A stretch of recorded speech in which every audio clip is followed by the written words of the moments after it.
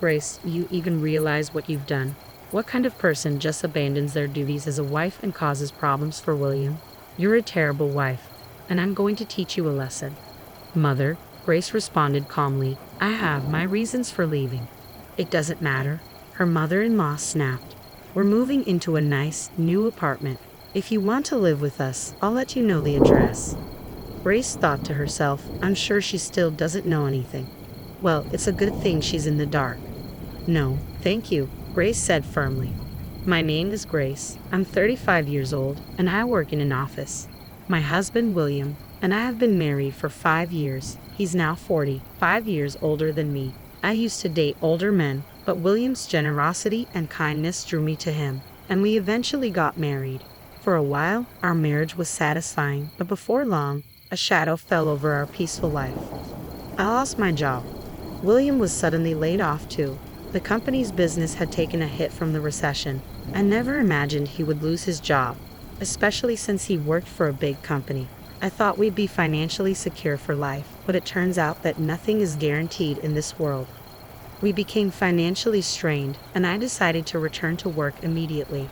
I contacted the company I had worked for before getting married, and luckily, they rehired me. They needed someone to fill in for an employee who had just gone on maternity leave. I was relieved that at least we had some income, but William struggled to find a new job. It's tough for a middle-aged man to start over. Eventually, he had no choice but to take on part-time work as a day laborer, bringing in about $700 a month. I was back at work, but my salary wasn't much either. We were barely making ends meet. William, I suggested one evening, the rent here is too high. Maybe we should move to a cheaper place and save some money. It would help us manage better if we lower our fixed costs. We had been living comfortably in a nice apartment thanks to William's previous high income, but now I thought it was time to face reality and find a more affordable place. But William rejected my idea firmly. No, we're not moving. Why not? I asked, confused. If we move to a smaller, cheaper apartment, Mom will start asking questions. So what? I countered. Why not just tell her the truth? We're having a hard time making ends meet because you're out of work.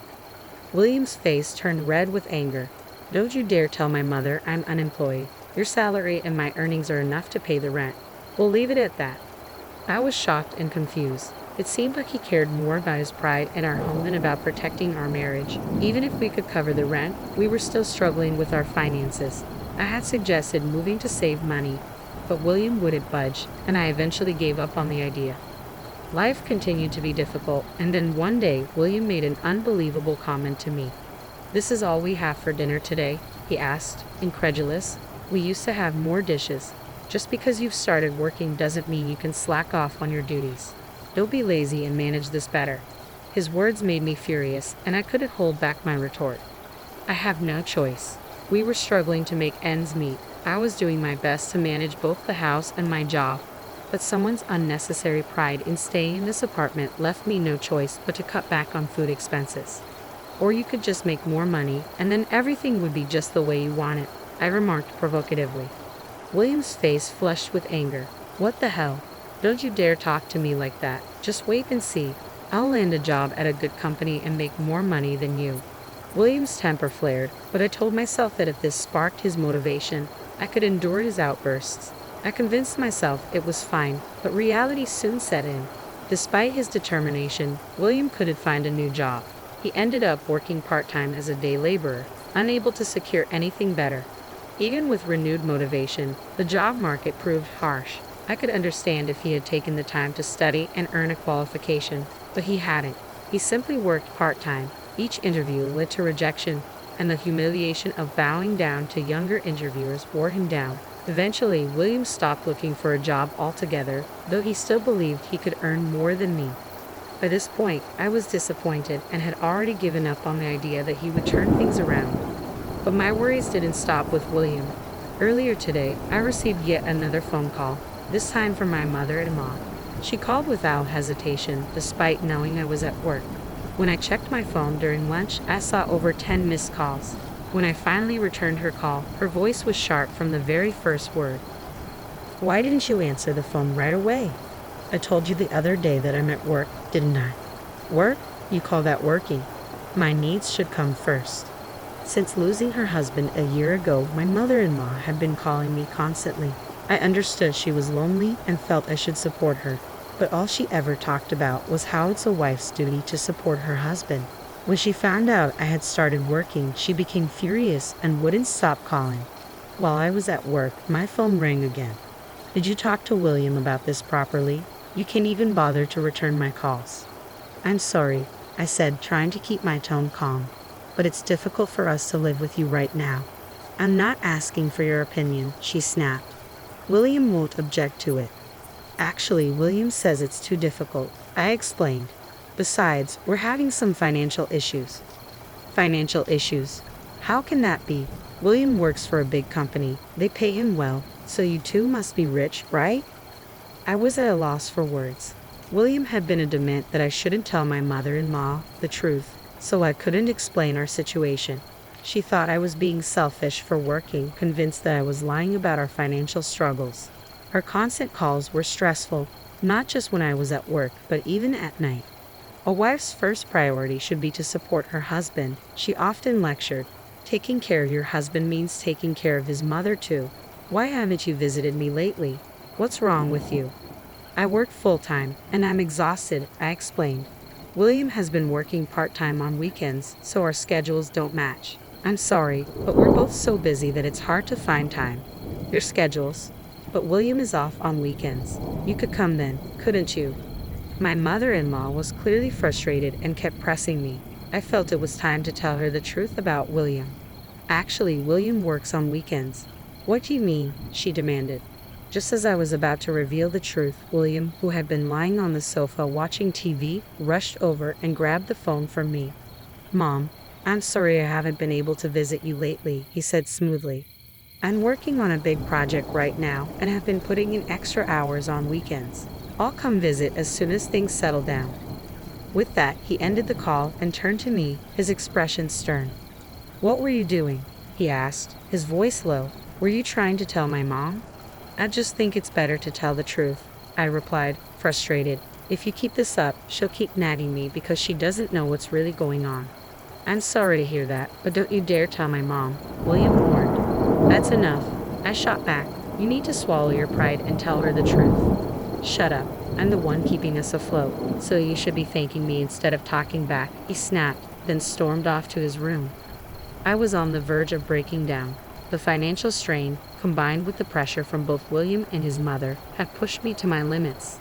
William claimed his part-time job was too demanding for him to do any housework, but he only worked on weekends and one day during the week. I knew he was capable of finding a better job or at least helping out around the house, but he chose not to. How can you do nothing at home and expect me to handle all the chores on top of everything else?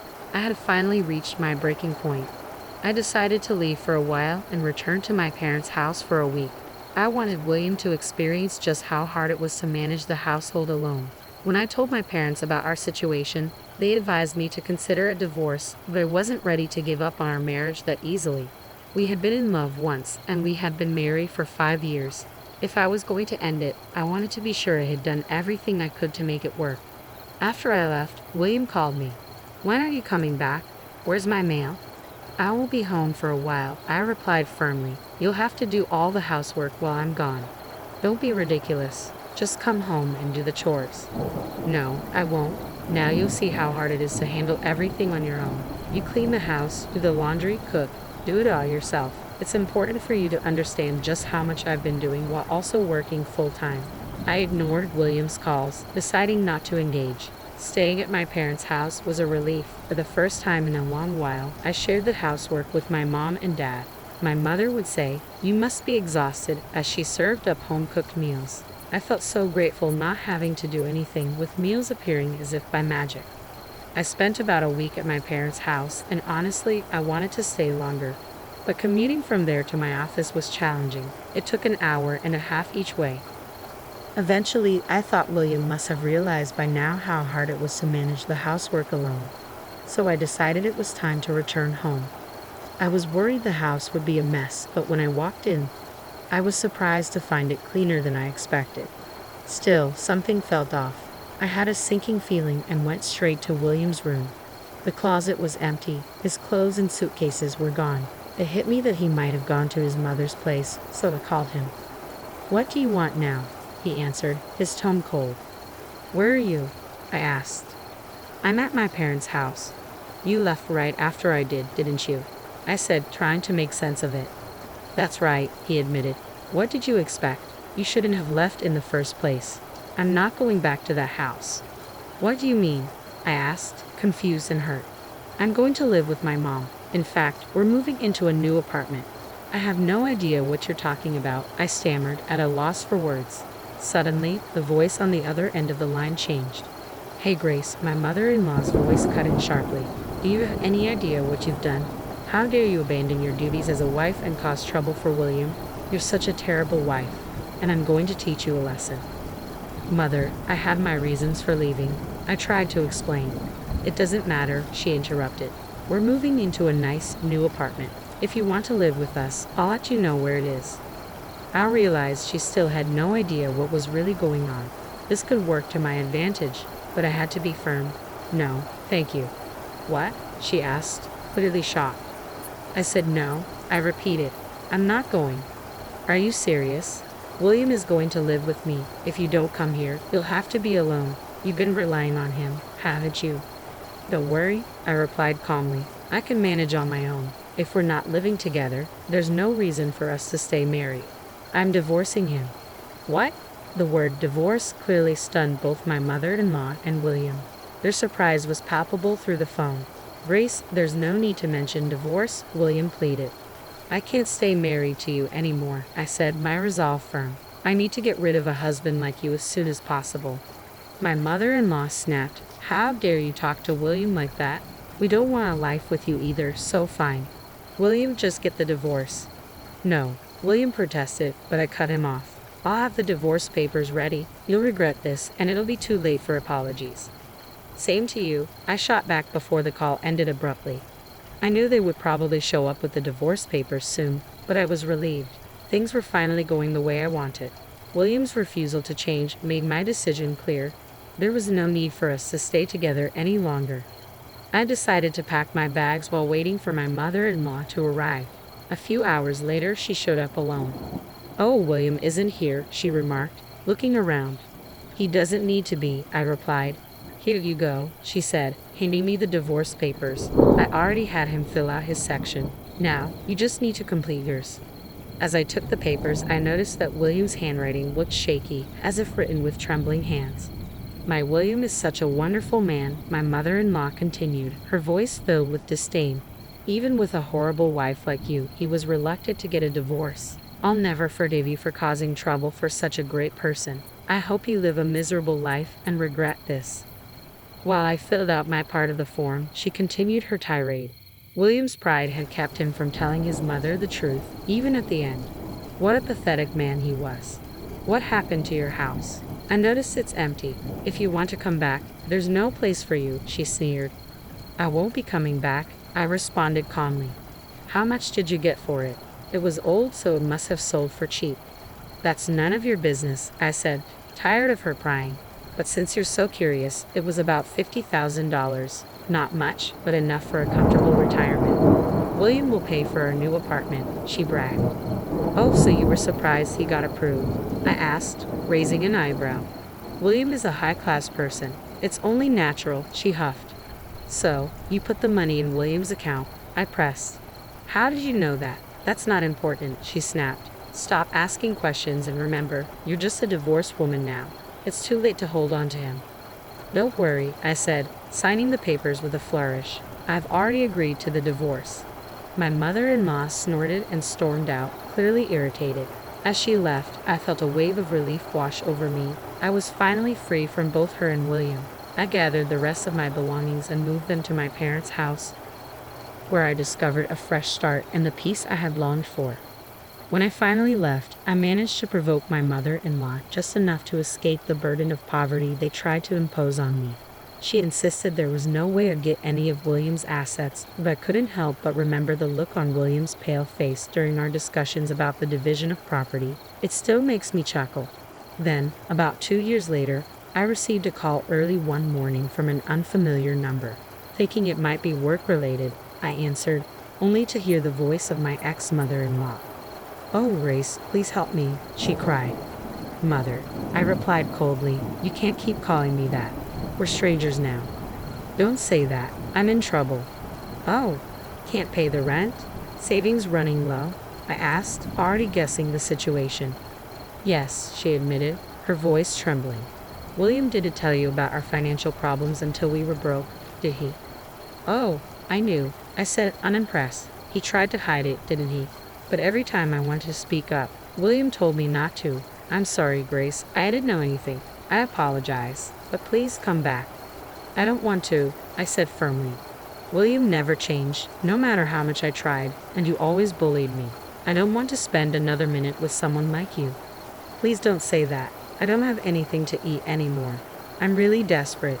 According to my ex-mother-in-law, William had continued to put on airs, refusing to reveal their financial struggles. He'd been using the $50,000 from selling their family home to pay rent, splurging on expensive groceries and fancy meals to keep up appearances. It wasn't long before the money was gone, leaving them penniless. "He got what he deserved, didn't he?" I said, unfazed. "Why don't you drop your pride and live modestly in a cheaper apartment?" "No, it wasn't supposed to be like this," she wailed. "I was supposed to live a comfortable life with my elite son." Her cries fell on deaf ears. I quietly hung up the phone and blocked her number, taking the extra step of getting a restraining order just in case. I had no interest in being their crutch anymore. They'd always leaned on someone else, whether parents or children, never learning to stand on their own. I, on the other hand, was determined to live independently. With that resolve, I got my life back on track, focusing on my own happiness and well-being. William and his mother could continue their unbalanced, delusional lives without me. I'm so glad Grace could sever ties with such toxic people. Now she's free to lead an independent life, and who knows, maybe she'll meet a wonderful man in the future. Let's wish her a happy life from now on. Thank you for watching until the end. Please subscribe to our channel if you enjoyed this story. See you in the next video. On my 40th birthday, which my husband had forgotten, I found myself at a charming French restaurant, courtesy of an invitation from my mother-in-law, Haley. As I savored each bite of my meal, Haley's thoughtful gesture brought a touch of warmth to the otherwise overlooked occasion. Unexpectedly, Caleb, who was supposed to be at work, strode into the restaurant with a woman I didn't recognize. Their demeanor left no doubt. They were a couple. A surge of irritation washed over me as "Marry You" by Bruno Mars began to play from a distant table. In the midst of the melody, Caleb dropped to one knee, offering the woman a bouquet and a ring, uttering those timeless words, "Will you marry me?" Amidst tears of joy, she accepted, and the surrounding patrons erupted into congratulations and adoration. Exchanging glances with Haley, I forced a smile and with a knife in hand, approached Caleb to offer my congratulations. "What a wonderful proposal. I'm genuinely envious," I remarked, trying to mask my inner turmoil. Caleb, oblivious to my sarcasm, replied, "You never did anything like this for me." Those words finally caught Caleb's attention, and his face paled in realization. "My name is Kinsley," I continued, dropping the charade. "I live with my husband Caleb and my mother-in-law Haley." I reflected on the complexities of our relationships, how Haley, despite the societal stereotypes, had been a pillar of support, while Caleb's attentiveness had waned over the years. Our marriage, once filled with promise, now bore the weight of unspoken truths and neglected celebrations. As days turned into years, Caleb's absence grew more pronounced, his excuses more flimsy. Even on our anniversary, his priorities lay elsewhere, leaving Haley and me to pick up the pieces of our shattered expectations. Yet, amidst the disillusionment, Haley remained steadfast, her unwavering support a beacon of hope in the storm of Caleb's indifference. And though Caleb attempted to mask his guilt with belated gestures of affection, the underlying truth remained unchanged. On my 40th birthday, as Caleb's message flashed across my screen, I couldn't help but feel a pang of resignation, a silent acknowledgement of the distance that had grown between us, and the birthday wishes left unsaid. I got a sinking feeling from the moment I woke up that morning, and true to my instincts, it seemed he had forgotten. "Really? Forgetting not just the anniversary but your wife's birthday too, Kinsley?" Haley's voice was filled with genuine sympathy. "I'm so sorry for my foolish son." No, Haley, you don't have to apologize. Please don't worry about it, I replied, trying to brush off the disappointment. Haley, however, had a solution. As an apology, though it might not seem like much, I had a hunch this might happen. So I booked a table for two at a French restaurant near the station. Luckily, a cancellation opened up a spot at a good time. I thought if Caleb remembered, I'd let you two go. But since he didn't, how about we go together? It's my treat today, really. Can we? French cuisine and near the station too. That's a popular place, isn't it? I asked, surprised by the offer. You're exaggerating. It's the least I can do to make up for my son's oversight. The French place has a broad clientele and a casual vibe, and there are plenty of affordable options. I'm sorry it's not somewhere fancier. No, I'm thrilled. Thank you so much, I expressed my gratitude. Well, it's about time for our reservation. Shall we head out? Haley suggested, and we left for the restaurant. The atmosphere at the French restaurant was indeed casual, as Haley had described, with a mix of patrons, including some flashy-looking young people. I felt relieved. An overly upscale place would have made me nervous. The young diners seemed to be enjoying themselves, chatting and taking photos with their smartphones. Perhaps they were YouTubers reviewing the restaurant. Once we were seated, Haley handed me a beautifully wrapped, fairly large box. This is a present from me, she said with a warm smile. A present? Thank you, I exclaimed, surprised. Inside was a brand new bag that I had been eyeing. Can I really accept something this nice? Thank you so much, I expressed my gratitude. Of course, Kinsley, you've always been so helpful. Please accept it as a token of my appreciation, Haley insisted. I was deeply touched by her gesture and felt blessed to have such a kind mother-in-law. Well then, shall we start the birthday celebration? Haley announced, and our dinner began. True to its reputation, every dish served at the popular French restaurant was delicious, nearly making our cheeks fall off. The courses progressed smoothly, and just as we were about to finish the main meat dish, Haley suddenly fell silent and turned pale. Haley, is something wrong? I asked, concerned. She pointed tremblingly towards the entrance behind me. Kinsley, look. Turning around, I couldn't believe my eyes. Caleb, who was supposed to be staying overnight at work, entered dressed in a stylish suit, accompanied by a young woman in a neat dress. Caleb was escorting her arm in arm. I thought I was mistaken, but no matter how many times I glanced back, it was definitely Caleb. I was so shocked that I forgot to breathe for a moment, watching the two of them. Caleb, looking happy, didn't seem to notice us at all. Kinsley, is this? Haley trailed off, her expression mirroring my own disbelief. Probably, but should we watch a little longer? It's not confirmed as cheating yet, right? I reasoned, my mind grappling with the surreal scene unfolding before us. Confused, we decided to continue our meal while discreetly keeping an eye on them. Fortunately, Caleb's table was far from ours, and he, being in high spirits, didn't notice us at all. I hoped it was all a misunderstanding, but Caleb and the woman looked unmistakably like a couple from any angle.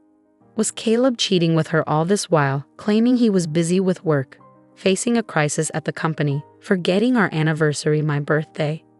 Thinking about it, a deep anger welled up inside me. Suddenly, Caleb formally presented the woman with a bouquet of roses. The atmosphere shifted as Marry You by Bruno Mars started playing in the restaurant. It's a surprise proposal, murmured the surrounding customers, their attention fixed on Caleb and the woman. Even the young YouTuber at the next table started filming them. Listening closely, I could hear Caleb saying something to the woman. I'm sorry I can't always be by your side, but Ellie, I want to make you happy, he said, offering her an engagement ring. Will you marry me? The woman, tearfully accepting the bouquet and ring, replied, I'm so happy. Yes, I will. At the same time, warm applause and voices saying congratulations filled the air. The song reached its climax, heightening the atmosphere. I can't believe it. Not just cheating, but proposing, I whispered incredulously, still trying to process what I was witnessing. Glancing at the woman Caleb called Ellie, her face brimming with pure joy upon receiving the proposal had a refined and graceful air that didn't seem to belong to someone who would knowingly get involved with another's husband. Of course, appearances can be deceiving, but still. I looked at Haley, who seemed to be waiting for my reaction. That foolish son. We can't let this go, she declared, her eyes holding a quiet rage. Yes, Haley, I affirmed, determination solidifying within me. Taking and using knives from the cutlery box, we held them in one hand as we made our way through the other customers towards Caleb. Congratulations, what a beautiful proposal. I'm so envious, I said with the biggest smile, masking the storm of emotions raging inside me. With all the composure I could muster, I thanked Caleb. Still buoyed by his obliviousness, he responded without realizing it was me. You never did anything like this for me, he remarked. Those words finally pierced his unawareness, and he turned around cautiously. Upon seeing me smiling, his complexion paled. Kinsley, why are you here? We came here at Haley's invitation, right? Caleb stammered, seeking confirmation from Haley. I turned back to Haley, maintaining my smile, and she nodded in agreement. Exactly, but I'm surprised. Who would have thought my son, who was supposed to be staying at the company because of its critical situation, who was already married to Kinsley, would be proposing to another woman? Can you explain what's going on? I questioned, my tone controlled but firm. Upon noticing the knives we were holding, Caleb's complexion turned even paler, but he managed to stammer out an excuse. It's not what it looks like. What do you mean, not what it looks like? This is, not a proposal or anything. She's a junior at work. I just wanted to thank her because she's always working hard with me. And since it's her birthday today, I was just giving her a present and celebrating. Caleb attempted to explain, his words falling flat in the tense atmosphere. His clumsy excuse only caused more speculation among the onlookers. It clearly looked like a proposal. What are you trying to hide? He's already married, really? Even the staff at the restaurant were puzzled by the situation. Thought it was a successful proposal, but then the wife shows up. Looks like we've stumbled into a real-life drama. So it's emergency live streaming time, commented the YouTuber, starting to film us. Undeterred, I pressed on, focusing on the sapphire ring on the woman's left ring finger. Interesting. A bouquet of roses and that ring, which obviously looks more expensive than the one you gave me as a birthday present for your junior, huh? Well, by the way, today is my birthday too. Did you remember that? I interjected, watching as realization dawned on Caleb's face. What have you been saying since earlier? A junior, a birthday present. But who are these people? The woman confronting Caleb clearly did not know he was married. If she had known, she wouldn't have failed to recognize me as his wife. I introduced myself to her with a smile. Nice to meet you. I'm Caleb's wife of 5 years. He's always in your care. I emphasized the word wife particularly strongly. I am Caleb's mother. I had no idea my son was in a relationship with you while already having a wife, I stated firmly. Haley introduced herself to the woman with a full smile, but the murmur around us grew louder. His wife? So he really was married, proposing to another woman while married? That's the worst. Poor wife. Take back my congratulations. What a real-life drama. Are they shooting a drama or something? More onlookers gathered around, the woman turning pale at our introduction, muttering, "No way." Then, with tears in her eyes, she glared at Caleb. These were tears of a different kind than those of joy she had shed earlier. What do you mean, Caleb? You never told me you had a wife. No, it's... Caleb stumbled over his words, attempting to explain. You're married and you proposed to me while having a wife. What does that mean? I've always trusted you. The woman's voice trembled with hurt and betrayal. It's not like that, Ellie. It's not an affair. I was serious. I intended to marry you. That's why, before getting married to Ellie, I was planning to divorce Kinsley. Caleb confessed, stopping himself mid-sentence, realizing he had dug his own grave. So you admit to the affair? The mistress was also deceived. Wow, that guy is the worst on so many levels. Criticism towards Caleb from those around us grew even larger. This is definitely a showdown. Saw something incredible. The stream is hitting an all-time high. The YouTuber was excited, as if he had caught something great on camera.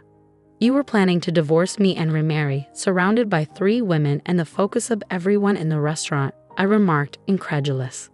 Caleb was sweating profusely. Suddenly, the woman stood up. In the next moment, she swung her purse full force and smacked Caleb right across the face. The sound of the hit echoed throughout the restaurant and the previously buzzing crowd fell silent for a moment. Caleb groaned in pain, holding the spot where he was hit. At that moment, thunderous applause erupted from around, even louder than when the proposal was accepted. Way to go, serves that loser right. Wow, caught an amazing moment on camera. The woman, without looking back at Caleb, took off the ring, slammed it on the table, and ran out of the restaurant, leaving the bouquet behind as well. Caleb, having been hit with a hard purse, was still groaning in pain. "Are you okay?" I couldn't help but ask, to which Caleb looked at me with tears in his eyes. Then, as if driven by some thought, he stood up and, without caring about the onlookers, began to apologize. "Kinsley, I'm sorry. Please forgive me. What are you doing?" "I just lost my mind for a moment," Caleb pleaded, the weight of his actions finally dawning on him. "I truly love you," he said, as if those words alone would somehow make me forgive him. "Are you okay?" Caleb's attempt at concern felt hollow, considering everything he had done.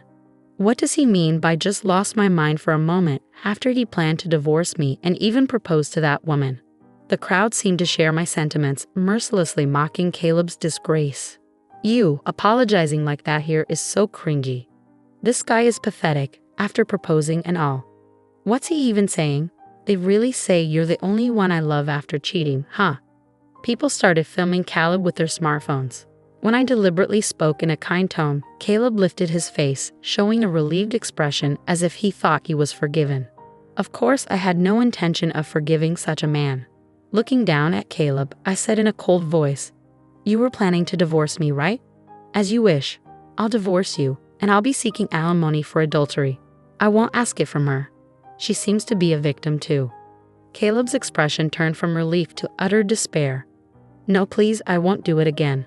"Wait, today's your birthday, right? Then let's celebrate your birthday here, all three of us." "That's fine, right? I'll make it up to you. Here, take this." In a desperate attempt, Caleb offered me the bouquet and ring that the woman had left behind. I was beyond angry. I was dumbfounded. Did he really think giving me something he intended for his affair partner would make me happy? Wow, giving your wife something meant for your affair partner? How stupid can this man be?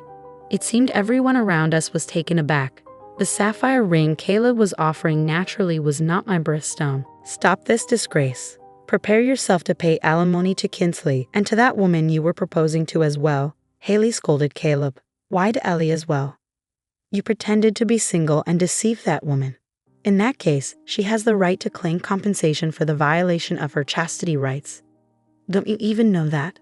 Furthermore, I'm disowning a scum son like you," Mom declared, her voice firm and resolute. "Mom, you're joking, right? You're abandoning your own son over this after deceiving two women. You think over this is going to cut it?" Caleb's pleading tone wavered as he tried to comprehend the gravity of the situation. "I'm not joking. As of today, leave the house and never show your face again. A man like you is no son of mine." Mom's words were final, leaving no room for negotiation. Caleb broke down, crying and huddled on the floor. Haley, who detested dishonesty, could truly not forgive her son's actions. There was no falsehood or hesitation in her declaration of disavowment. The drama seemed endless, and the YouTuber's broadcast was more popular than ever. The emboldened YouTuber approached Caleb with his camera, saying, "Rejected by the mistress, divorced by the wife, and disowned by the parent. You've lost everything, huh? How do you feel now?"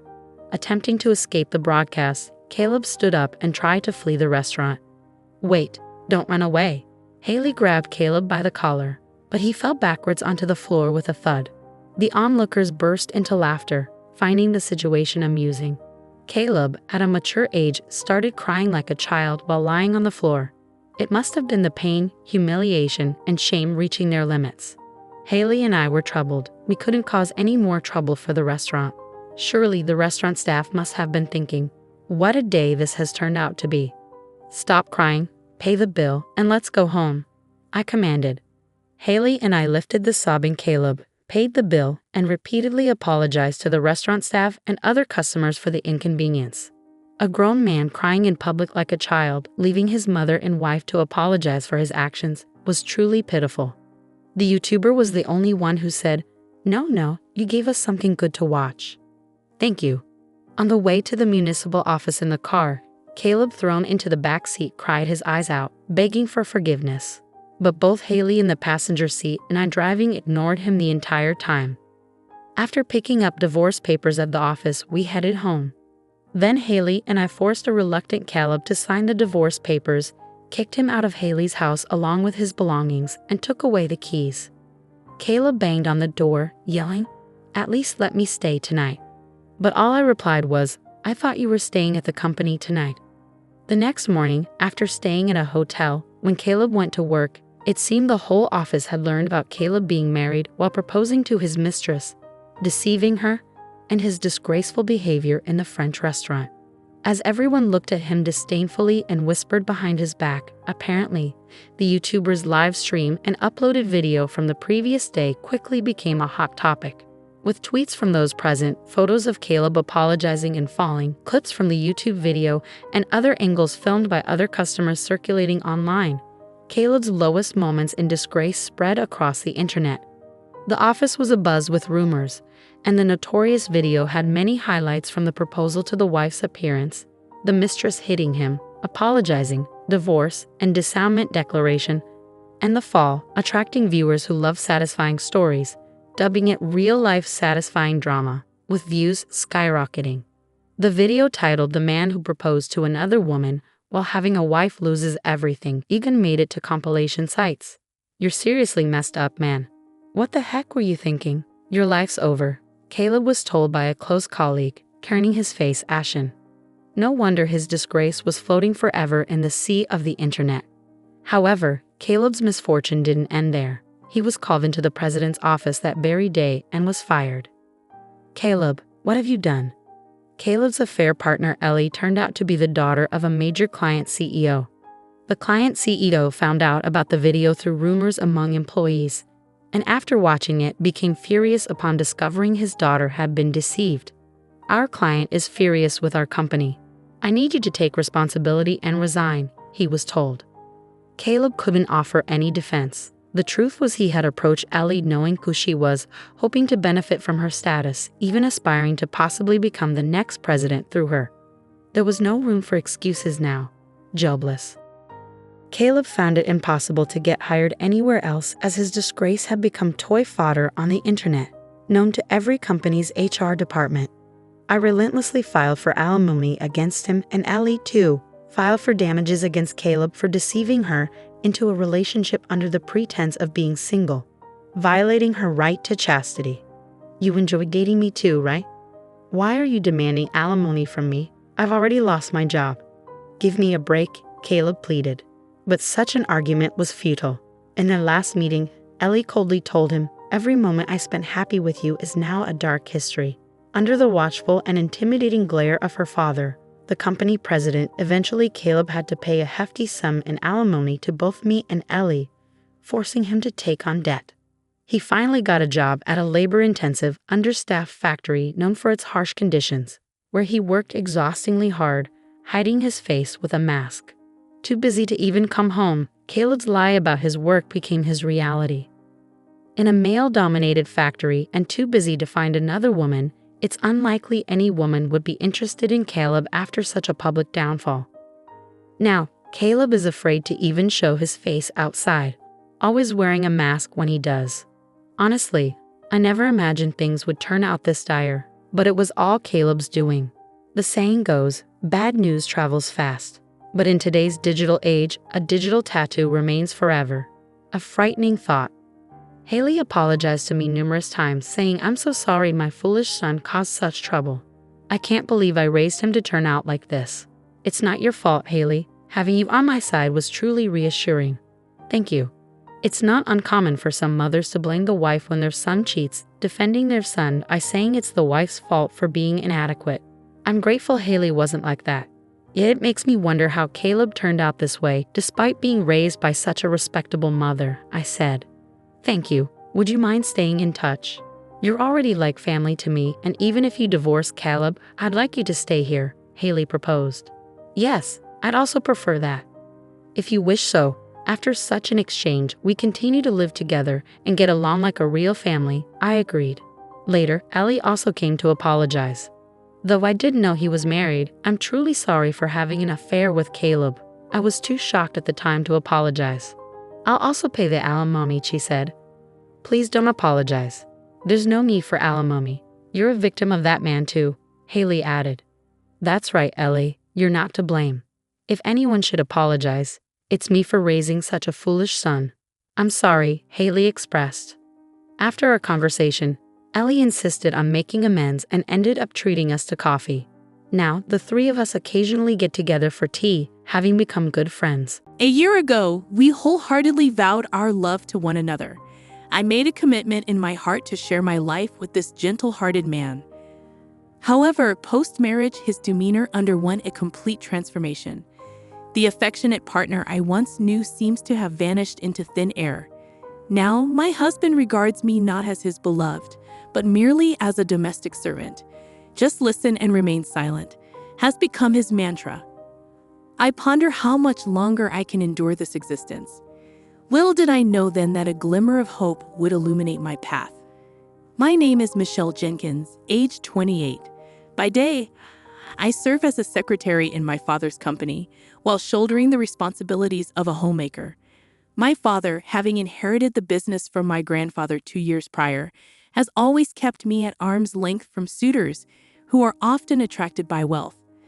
I had grown weary of pretentious suitors and had stopped divulging my family background. Then I crossed paths with David. He was different, devoid of vices like gambling or smoking, and moderate in his drinking habits. He professed his love for me openly, filling me with hopes of a blissful future together. Despite my reservations, I chose to keep my lineage a secret, succumbing to my father's protective instincts. He feared I would be ensnared by yet another fortune seeker. Reluctantly, I agreed to reveal the truth after a year, as per my father's counsel. Thus, David and I exchanged vows under the shadow of my concealed identity. Yet, a year into our marriage, I still conceal the truth from him. For David is no longer the tender soul I fell in love with. His demeanor turned frigid and distant, his once endearing traits replaced by unrelenting criticism. Every aspect of my existence seemed subject to his disparagement, be it the meals I prepared or the household chores I diligently attended to. His demands grew increasingly unreasonable, his temper more volatile. The affectionate gazes were replaced by menacing glares. My attempts to reason were met with outbursts of rage. The joy I had envisioned in our union has been replaced by a suffocating atmosphere of tyranny. As I reflect upon our tumultuous journey, I am left questioning how much longer I can endure this oppressive existence. I found myself detained at work, and it was well past 7 p.m. by the time I finally arrived home. Upon announcing my arrival, I was met with a barrage of accusations. "You're late? What time do you call this?" he bellowed.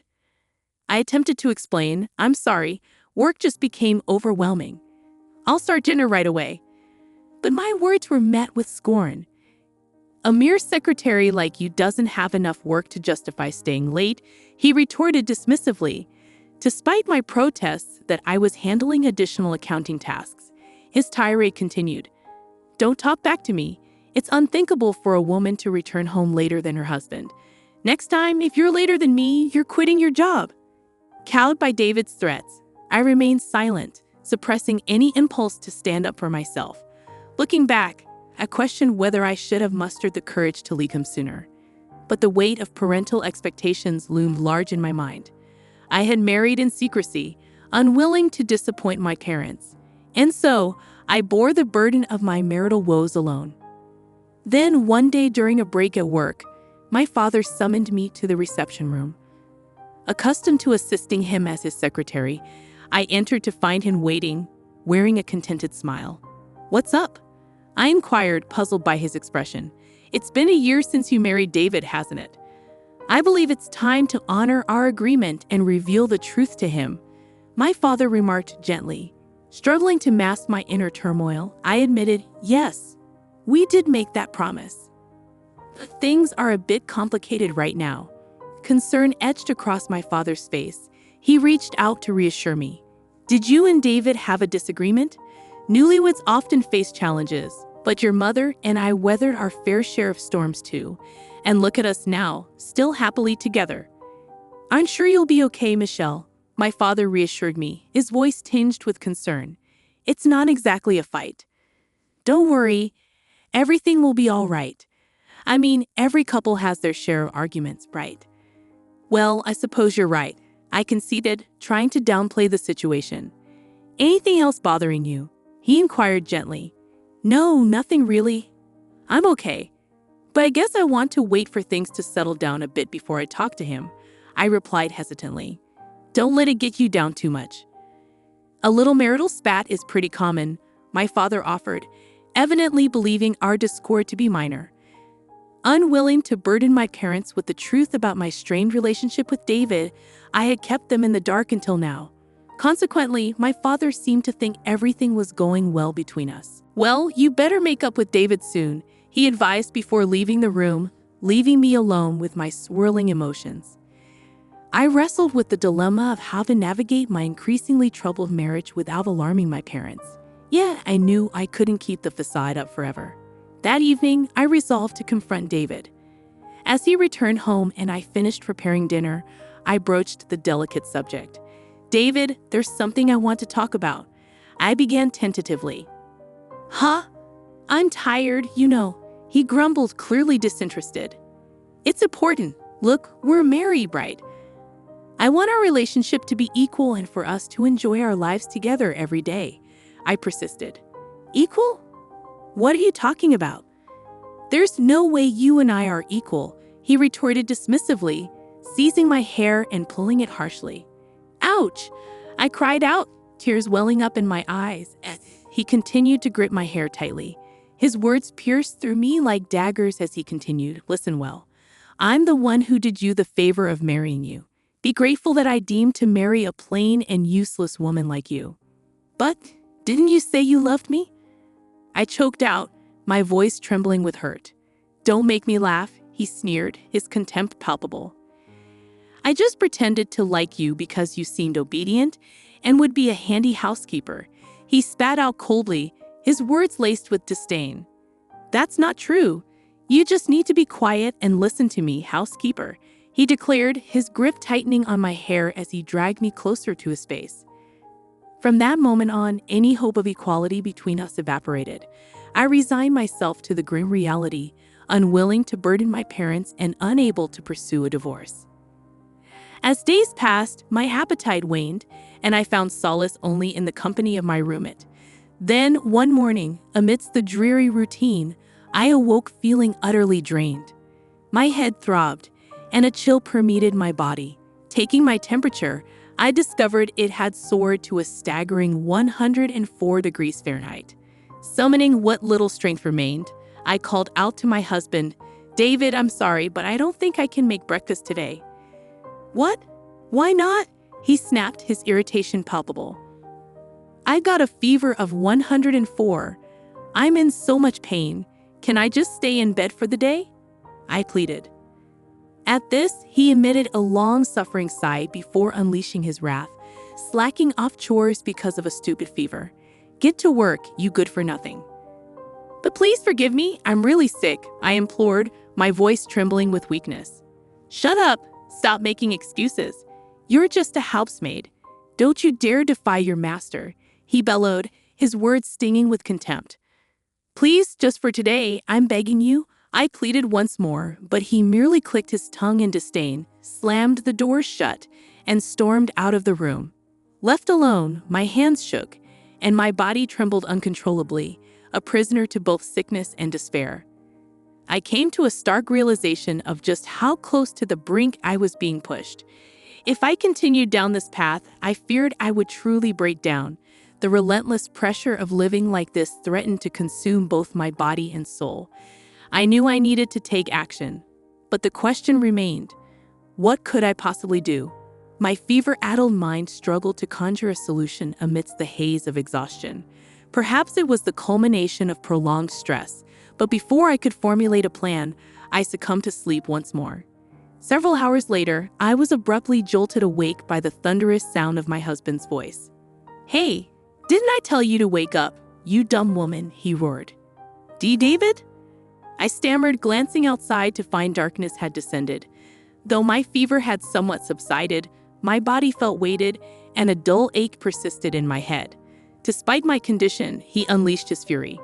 I called you multiple times. What are you doing sleeping? Called? I must have missed it. I faltered, struggling to comprehend. I sent you a text saying I'm bringing my boss home. Prepare drinks and snacks, didn't I? He demanded, his tone seething with impatience. Wait, you knew I was sick today, right? And yet you brought your boss home. I questioned, incredulity lacing my words. I invited him to continue drinking at home. My promotion depends on this. Get up and get things ready now, he commanded, seizing my arm and dragging me towards the kitchen. No, I can't. I'm still in my pajamas, and I'm not feeling well at all. I protested weakly, futilely resisting his forceful grip. Shut up, just get out here now, he barked, leaving me little choice but to comply. With a heavy heart and aching body, I trudged into the kitchen, where I was met with the daunting task of entertaining his boss.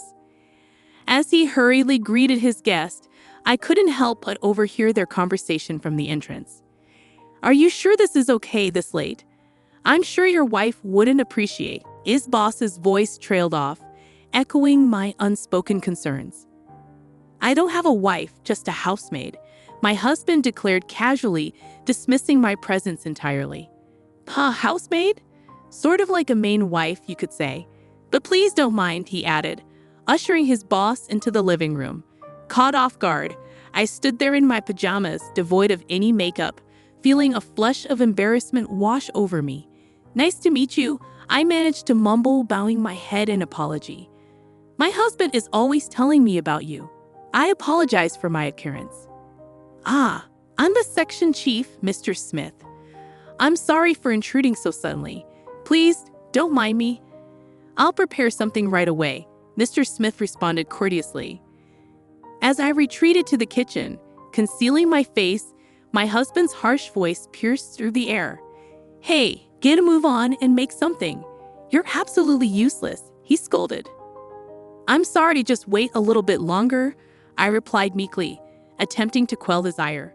Instead of opening your mouth, move your hands.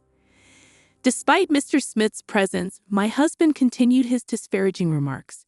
You're really useless, he muttered under his breath, each word like a dagger to my already wounded pride.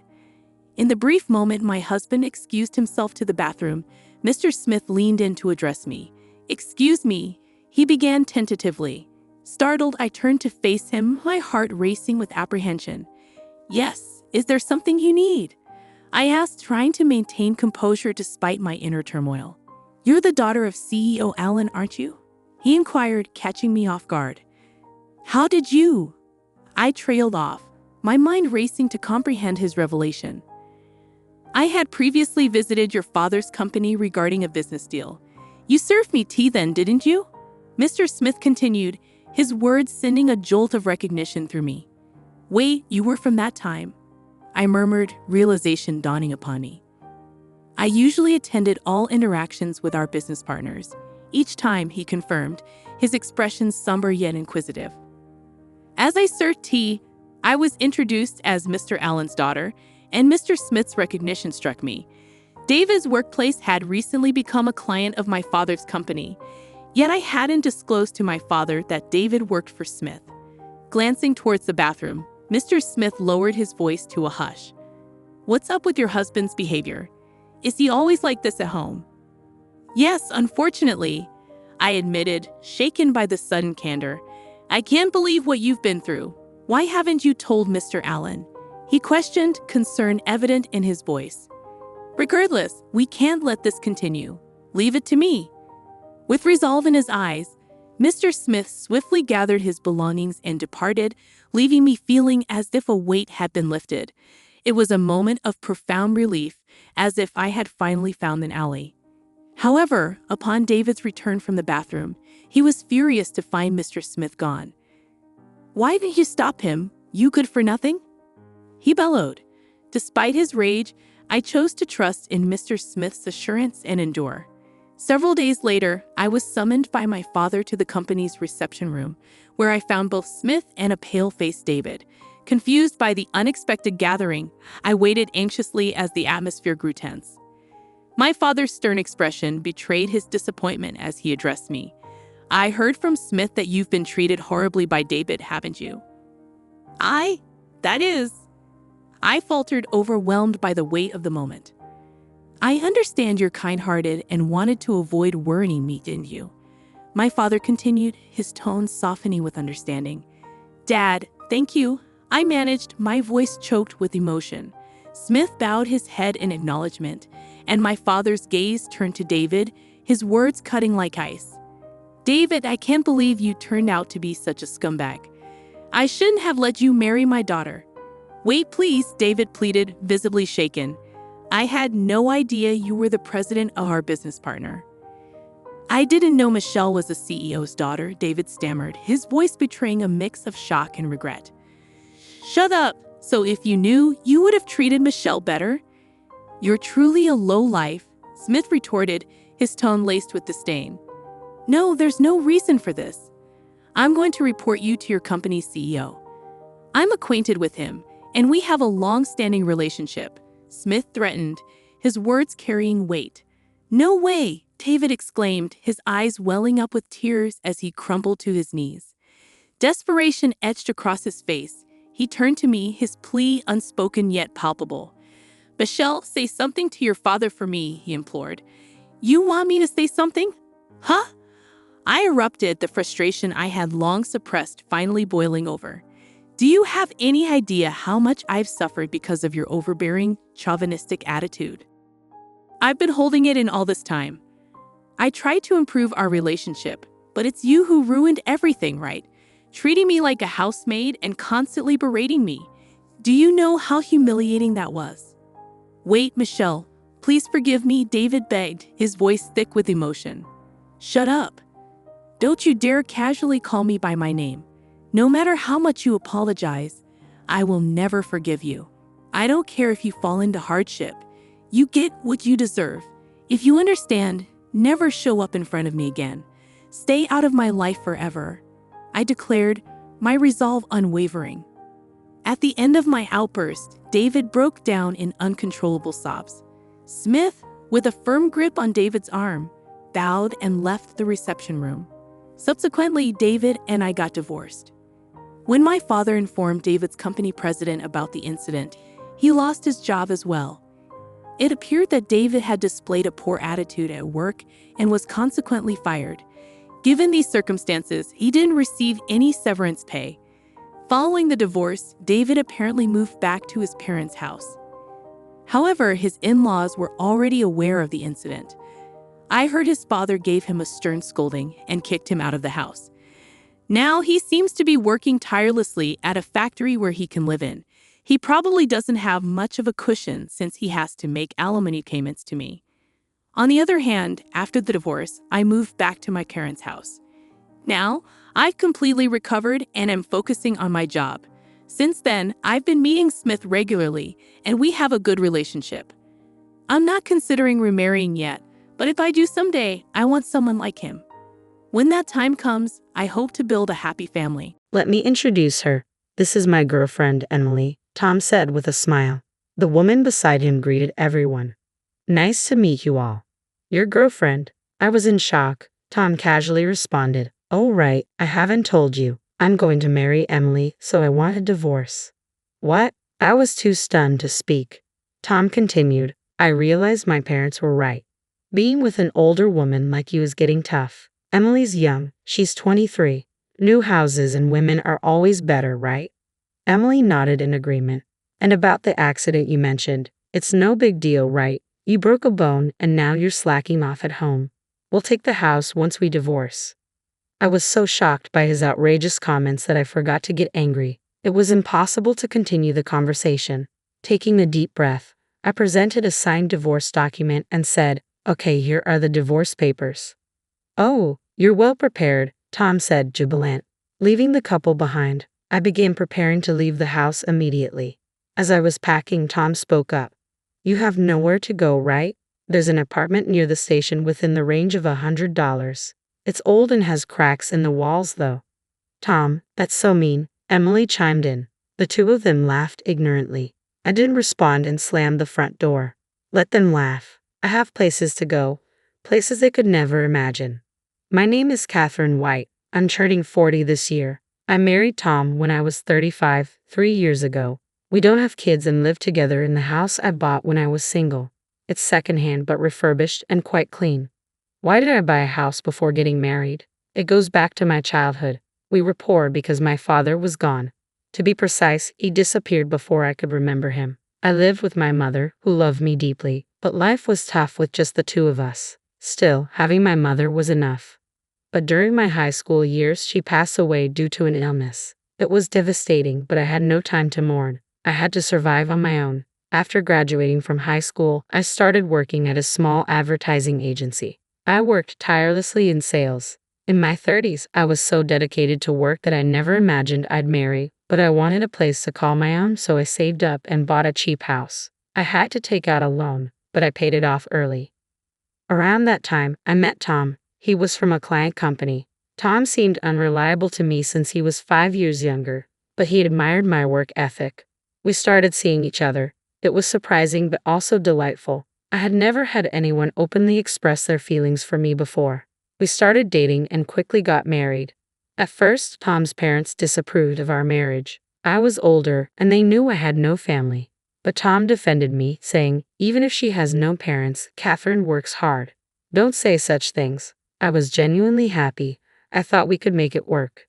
But that changed. The shift in Tom's behavior began less than 6 months after we moved in together. One evening, after returning from work, he sat down at the dining table.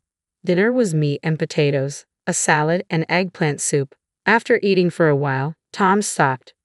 What's wrong? I have been meaning to say this. The soup, it's from this morning, right? I don't like leftovers. Can you make a fresh one for dinner? But it takes time. I also work and I might not make it in time. Sorry, but that sounds like an excuse. My mother always made different soups for breakfast and dinner, and there should be at least 5 side dishes. Can you do that? I was taken aback by the sudden situation. I have felt this way for a while, but kept it to myself. While I'm not great at cooking, it's hard to do intricate dishes while working too. Your mother is a full-time housewife, right? I work and can't cook that much. That's why you shouldn't make excuses. It's expected of a housewife. You should at least do that much. I was frustrated by Tom's outdated views, but I held back my words to avoid worsening the mood, though I was discontent. I wanted to avoid arguments, so I started finishing work on time and rushing home to cook. However, Tom's actions and words became increasingly demanding. Did you use cheap meat for this? This side dish is the same as yesterday. Please space them out at least a week. With each of his complaints, the time I spent cooking became more overwhelming. Before I knew it, I was spending all day thinking about meals. Tom's nitpicking didn't stop at just food. He checked every corner of the house for dust and criticized my cleaning. If you have so many complaints, why don't you do it yourself? I finally snapped. What are you saying? Housework isn't my job. Don't shift the responsibility. Maybe you can't handle chores because you didn't have parents around. I was stunned by his words. He had never belittled me for not having parents before. Was this Tom's true nature? The man I knew before felt like an illusion. Regardless, I wished for the old Tom to return, but the situation only worsened. With Tom's endless demands, I was completely drained, and balancing work seemed impossible. On Tom's suggestion, I decided to quit my job. I had loved that job since graduating from high school, but it seemed there was no choice. Looking back, maybe I should have left him then. But I had always prioritized work over romance and didn't know what a normal family looked like. I thought perhaps meeting Tom's demands was a housewife's duty. Maybe all I had to do was bear it a bit to maintain a peaceful home. Now that I was a full-time housewife, I had much more time for housework. Tom's complaints decreased, and I was genuinely relieved. I thought the problem was solved, but my friends knew Haas. It's so spacious and beautiful. The furniture was designed by famous designers, and the appliances are all luxury items, they said. Oh, really? I casually responded, handing Tom a glass of water. But compared to that, our second-hand house is a bit lacking. I wish we could at least replace this cheap furniture, Tom remarked. Cheap? The furniture and appliances were from my single days, but they were still in good condition. They weren't luxury items, but they weren't cheap either. Moreover, when Tom moved in, he had said, Let's keep using these appliances and furniture. I reminded him of that, but he brushed it off. But honestly, after living with it, I feel new furniture would be better, he said without hesitation. Even if you say that, the current ones are still usable, I softly pointed out. Tom suddenly looked at me with a mocking expression. That's the frugal side of you. I wonder if you're just naturally stingy. What? Why would you say that? Anyway, I've quit my job, so we don't have that kind of money. You quit your job because you wanted to, didn't you? But you? Yeah, it's always my fault, he muttered dismissively and staggered off to the bedroom. How could he say such things? Anger started to boil within me, but then I thought maybe he's just drunk. He's just being brave because he's drunk. Don't mind. However, even when he was sober, Tom's attitude was getting worse. Our conversations became more hostile, and every time he spoke, it was to complain about me. What on earth happened to him? Then, without telling me, Tom went ahead and bought new furniture. On top of that, it seems he also got new golf equipment. He looked at the golf clubs with satisfaction, clearly pleased with himself. Tom has a regular job, but he doesn't earn much. He probably took out a loan now that I can't work. I was worried about repaying the loan. Anxiety grew in my heart. Then an unexpected event occurred. As usual, I was on my way to the supermarket to buy ingredients for dinner. While walking on the road, a loud horn blared from behind. Immediately after, I felt a huge impact, and then darkness consumed my consciousness.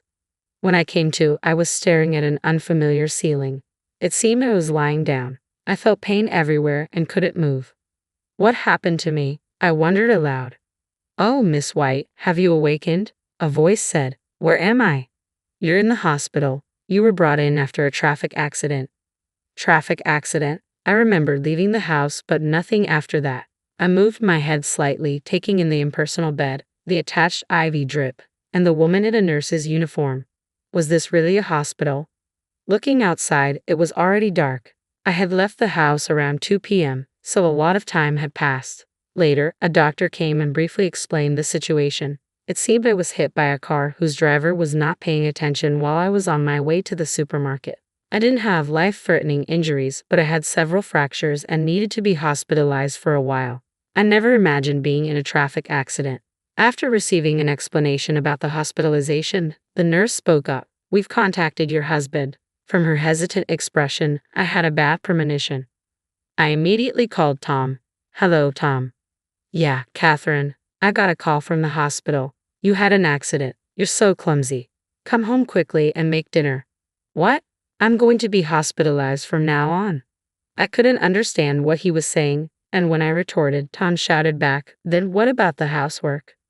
What are you saying? Is the housework more important than me? Unbelievable. He was more concerned about the housework than his wife's condition. I felt myself becoming increasingly angry, and it soon turned into a quarrel. Arguing any further would be pointless, so I hung up the phone, still frustrated. Lately, Tom had been more harsh in his words, but I never realized he could be this cold. That day, I was filled with anger and physical pain, making it hard to sleep. But as the days went by, my strength gradually returned, and I started rehabilitation. Initially, moving was tough, but it became surprisingly enjoyable as I got used to it. Lying in bed, I often found myself lost in thought, so rehab was a welcome distraction. However, since that incident, I hadn't heard from Tom. I thought talking to him would just anger me, so I ignored him. Around that time, I occasionally passed an elderly man in the hallway. He was well dressed, so he wasn't a patient. I assumed he was visiting someone and didn't give it much thought, but he seemed to be looking my way. Are you Catherine White? Yes, I am. What can I do for you? I answered cautiously. At that time, I had no idea that this man would change my fate. Eventually, after about a month in the hospital, I was discharged. I hadn't fully recovered, but I was told all patient care would surface. I was finally going home after a month away. My home felt oddly nostalgic, but that feeling was short-lived. The moment I opened the door, I felt something was off. There were unfamiliar shoes, heels with flashy pink ribbons. Could it be? Rushing into the living room, I braced myself for what I might find. I noticed the entire house had changed. Not just the furniture, but even the electronics had been replaced with brand new, high-end models. The curtains were different too, making it feel like someone else's house. Ah, Catherine, you've been discharged. Tom emerged from the back, sitting casually. Next to him was a young woman. The woman with brown hair and a revealing outfit spoke lazily. Welcome back. Who are you? I was stunned. Tom smiled. Oh, let me introduce you. This is my girlfriend, Emily. Nice to meet you, she added. Your girlfriend? Yeah, I guess I never mentioned it. I am planning to marry Emily, so I want a divorce. What? I was at a loss for words. I've come to realize that what my parents said was right. Without proper parents, you can't manage household chores or finances properly. I thought you being older would be reliable, but living with an aunt has become tough. Emily's young, just 23. New homes and women are always better, right? Right. Emily tilted her head in agreement. And that accident of yours wasn't a big deal, right? Breaking a bone and then slacking on housework deserves a divorce. We'll be taking the house, by the way. Such outrageous statements left me too stunned to even get angry. Don't get me wrong, we're planning to buy a new house eventually, but this place is just a temporary one until then. When they say something as unreasonable as this, I'll lose all desire to even converse with them. The old Tom is gone. I've come to think of him as a monster, not a human with whom I can communicate. I shouldn't fight on the same level with them. I took a deep breath and presented a document. Okay, here are the divorce papers. Oh, you're well prepared. I had already signed the divorce papers in advance, considering the recent strange atmosphere. I thought this choice might come up eventually, so I quickly started packing my things. I needed to prepare to leave the house. As I was busy, Tom spoke to me. You don't have anywhere to go, right? There's an apartment near the station that rents for $100. It's run down and has cracks in the walls, though. Tom, that's so mean, Emily chimed in. Ignoring their mocking laughter, I slammed the front door with force. I took a moment to look back at the house, my castle that I worked hard to buy. Today is the last day I'll see it, but I had no regrets. I had a place to go. A week later, while relaxing in my new place, the doorbell rang loudly. Checking the monitor, I saw it was Tom and Emily. Ignoring them, I heard them shouting my name. Their frenzied state made me want to laugh. After observing for a while, I spoke over the intercom. What do you want? Why are you living in such a mansion? Tom asked. The mansion he referred to was where I currently lived. A 3-story building made of reinforced concrete on a massive plot, complete with a swimming pool. You came all the way here just to say that? No, I have a proposal. Open up. I want to talk face to face. It's probably just nonsense. No, it's important, Tom insisted.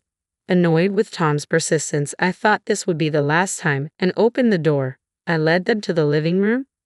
I had been in touch with Tom about the change of house ownership, but I never told him where I lived. When I asked how he found out, it seemed he coincidentally saw me in town and followed me. He was expecting to see me entering a shabby apartment, but was shocked to see me entering this mansion. Tom, along with Emily, had concocted a bold plan. Tell me, are you living in this mansion because of some shady job? What? Why? I was taken aback by Tom's absurd claim. I saw you. You were with an old man entering this house. I get it. You don't want to admit it. You're poor, so you had to find that kind of work, right? But if you have such a wealthy client, I want you to introduce him to Emily. I work in a cabaret club, so I'm good at charming older men. I'm sure I can earn more than you, Catherine. What are you both talking about? The man you saw me with is probably my father. This house is also my father's house. What? That's a lie. You don't have parents, Tom insisted loudly, just as the door to the reception room opened. Seeing the middle-aged man who emerged, I called out, Dad. My father, I explained quickly. Surprised, my father sat next to me and greeted Tom. Ah, you must be Tom. My daughter spoke of you before. Nice to meet you. I'm Catherine's father, Robert Johnson. Wait, what's going on? Tom looked back and forth between me and my father, his eyes wide with surprise. It's understandable. I only recently reunited with my father while I was in the hospital. I began, explaining the situation. Yes, the middle-aged man who spoke to me that day was my father. My father was supposed to have disappeared. I had been told so by my mother. I thought there might have been a mistake, but after speaking with this man, I realized he was my real father. To start a business, my father went to America. After a while, once his business was on track, he planned to bring us over, but he was robbed there, losing everything. He lost all his investment capital, and even his means of communication was cut off. Stranded, he fortunately met a man who offered him a job at his company. Starting with menial tasks, he gradually got promoted and eventually became the right-hand man to the company's CEO. With the help of this man, he later started his own business. The business was successful, and my father achieved social success. But he was always concerned about my mother and me. He felt guilty for leaving us for so long and found it hard to return. Then his company decided to start a new venture in Japan. After much thought, he decided to come back. He built a house here and started looking for me and my mother. He then discovered that my mother had passed away and was deeply regretful. If only he had come back sooner. Wishing to see me as soon as possible, he visited me in the hospital. Learning the truth, I ended up living in this mansion owned by my father. I briefly explained all this. By the way, my father had also looked into Tom's affair. After occasional golfing outings, Tom would go to a hostess club where he met Emily. So, this is my family home. Understand, I never heard about you having a rich father all of a sudden, Tom murmured in a big voice. So, if you have so much money, will you come to the club where I work? Emily quickly tried to hand her business card to my father. True to the type of woman Tom would choose, she was incredibly bold. But my father stopped her immediately. I'm sorry, but I make it a point not to visit cheap imitation bars. What? Emily was speechless. My father frequented some establishments for work, but only the finest, high-end places. He would never go to a cheap club like where Emily works. Besides, I don't have money. Catherine inherited everything already. To the puzzled expressions of Tom and Emily, my father casually replied, around $800 million. It's the least I can do to make up for leaving her alone all this time. The two of them were dumbfounded, their mouths agape. I've heard about you from Catherine, especially your insults, my father continued. She worked hard, scrimping and saving from her meager salary to buy that house. She also did her best with household chores. Having no mother, she probably didn't get a chance to learn from anyone, yet you disparaged her and trampled on her feelings. I can't forgive you, especially when you cheated on her while you were married. If it comes to that, I can sue you. But Tom attempted to interject.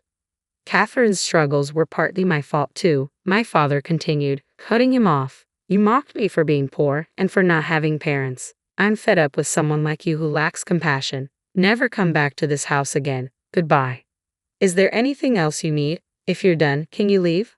I added firmly. Ha! Help! Tom and Emily screamed and ran away. Watching them go, my dad and I shared a laugh. It had been a while since I'd laughed so much. I knew I probably wouldn't see those two again. I could finally live in peace. Later, I found out about their subsequent misfortune. A typhoon hit the region where Tom and Emily lived, bringing heavy rain that flooded houses near overflowing rivers. Fortunately, my area wasn't affected, but their house suffered severe damage. Tom and Emily fled, but their expensive furniture, brand new golf equipment, and Emily's luxury items were all waterlogged. The house's pillars had rotted from being soaked for so long. With no place to stay, the two seemed to live in shelters for a while. Tom's family home was far away, and Emily's family situation was worse. Her parents were gambling addicts living in a tiny apartment. Emily, who worked at a nightclub, spent all her money. Tom was also in debt from buying expensive things. Tom, who relied on women for money, was now in trouble. The two, having no other options, had to move into a cheap apartment near the station that he had once told me about. It was ironic that Tom, who once mocked others, ended up living there. What you do to others will come back to you, I reflected. Unless they truly repent, they won't find peace. Meanwhile, I was thinking of job hunting since leaving my previous company.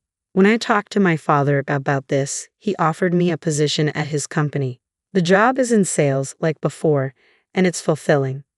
I'm still learning, but I work hard every day to be valuable. At my father's mansion, we often host home parties for business associates. My sales experience helps, and I can talk freely with anyone. I plan to work abroad in the future, so I'm also studying English. My father often tells me, you look livelier now compared to when we reunited. It feels like a lie that I used to be so irritated every day when I was with Tom. Life is unpredictable, I concluded. Even if times are tough, they won't last forever. If you keep looking forward, someone will always be watching over you. I believe that, and I want to keep living brightly. It appears my husband has fallen under some devilish influence. I've made the decision to transfer ownership of this house to Susan. Should anyone oppose me, be prepared for the possibility of divorce. My husband intends to bestow our home, registered under my name, to the spouse of our eldest son, a true harpy who should vacate immediately. This conniving wife has manipulated my husband to her advantage, but I shall reclaim what's rightfully mine.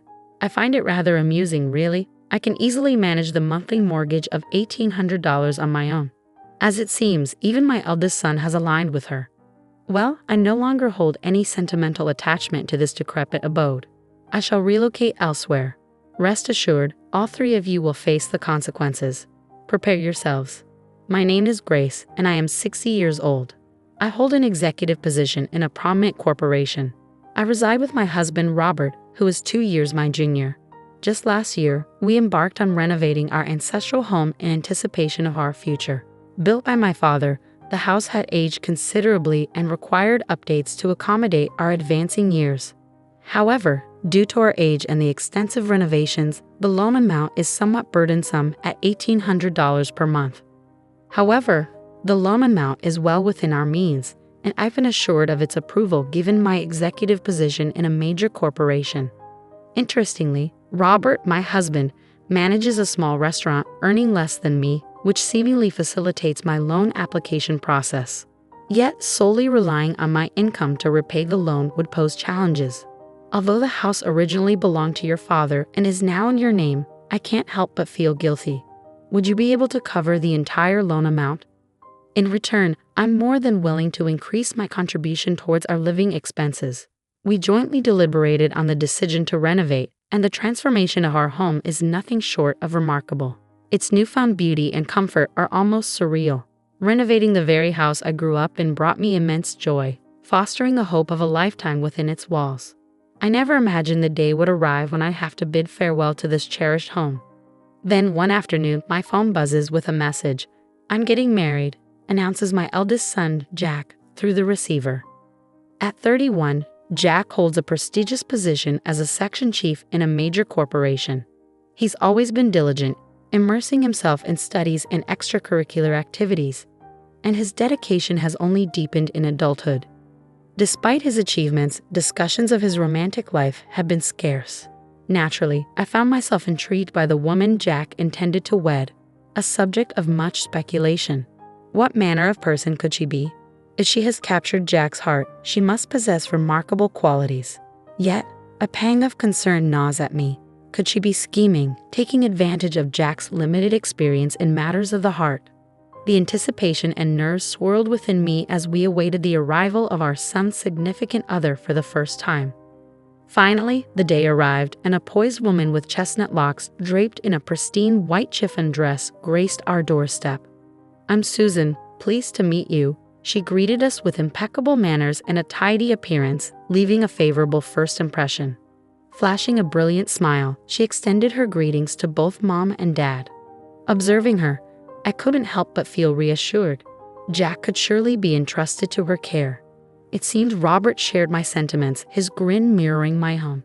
"She's a keeper," he whispered in approval. Susan, catching his words, clasped Robert's hand and met his gaze earnestly. The intensity of the moment left me questioning her motives.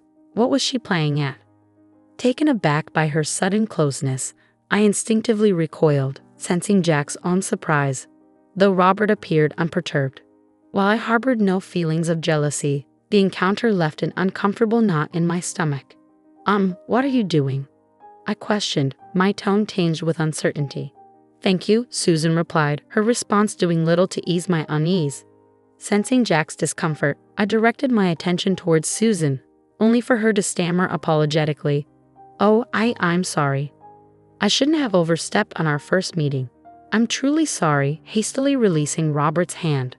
I often hear that I lack awareness of personal space. It's never my intention to cause offense. I just end up doing it. I'm really sorry. Despite her sincere remorse, I couldn't help but feel taken aback by her behavior, a stark contrast to my initial positive impression. But Jack is absolutely smitten with her, even with her unconventional behavior. Robert interjected, his tone tinged with fondness. Susan's lack of personal space is actually one of her endearing qualities. She's the one who took the initiative with me despite my shyness around women. Thanks to her, I've been able to open up and envision a future together. Seeing Jack, who's usually quite introverted, transform like this, well, I trust him in your hands. Despite my initial reservations, I came to realize that Susan was indeed a kind-hearted person.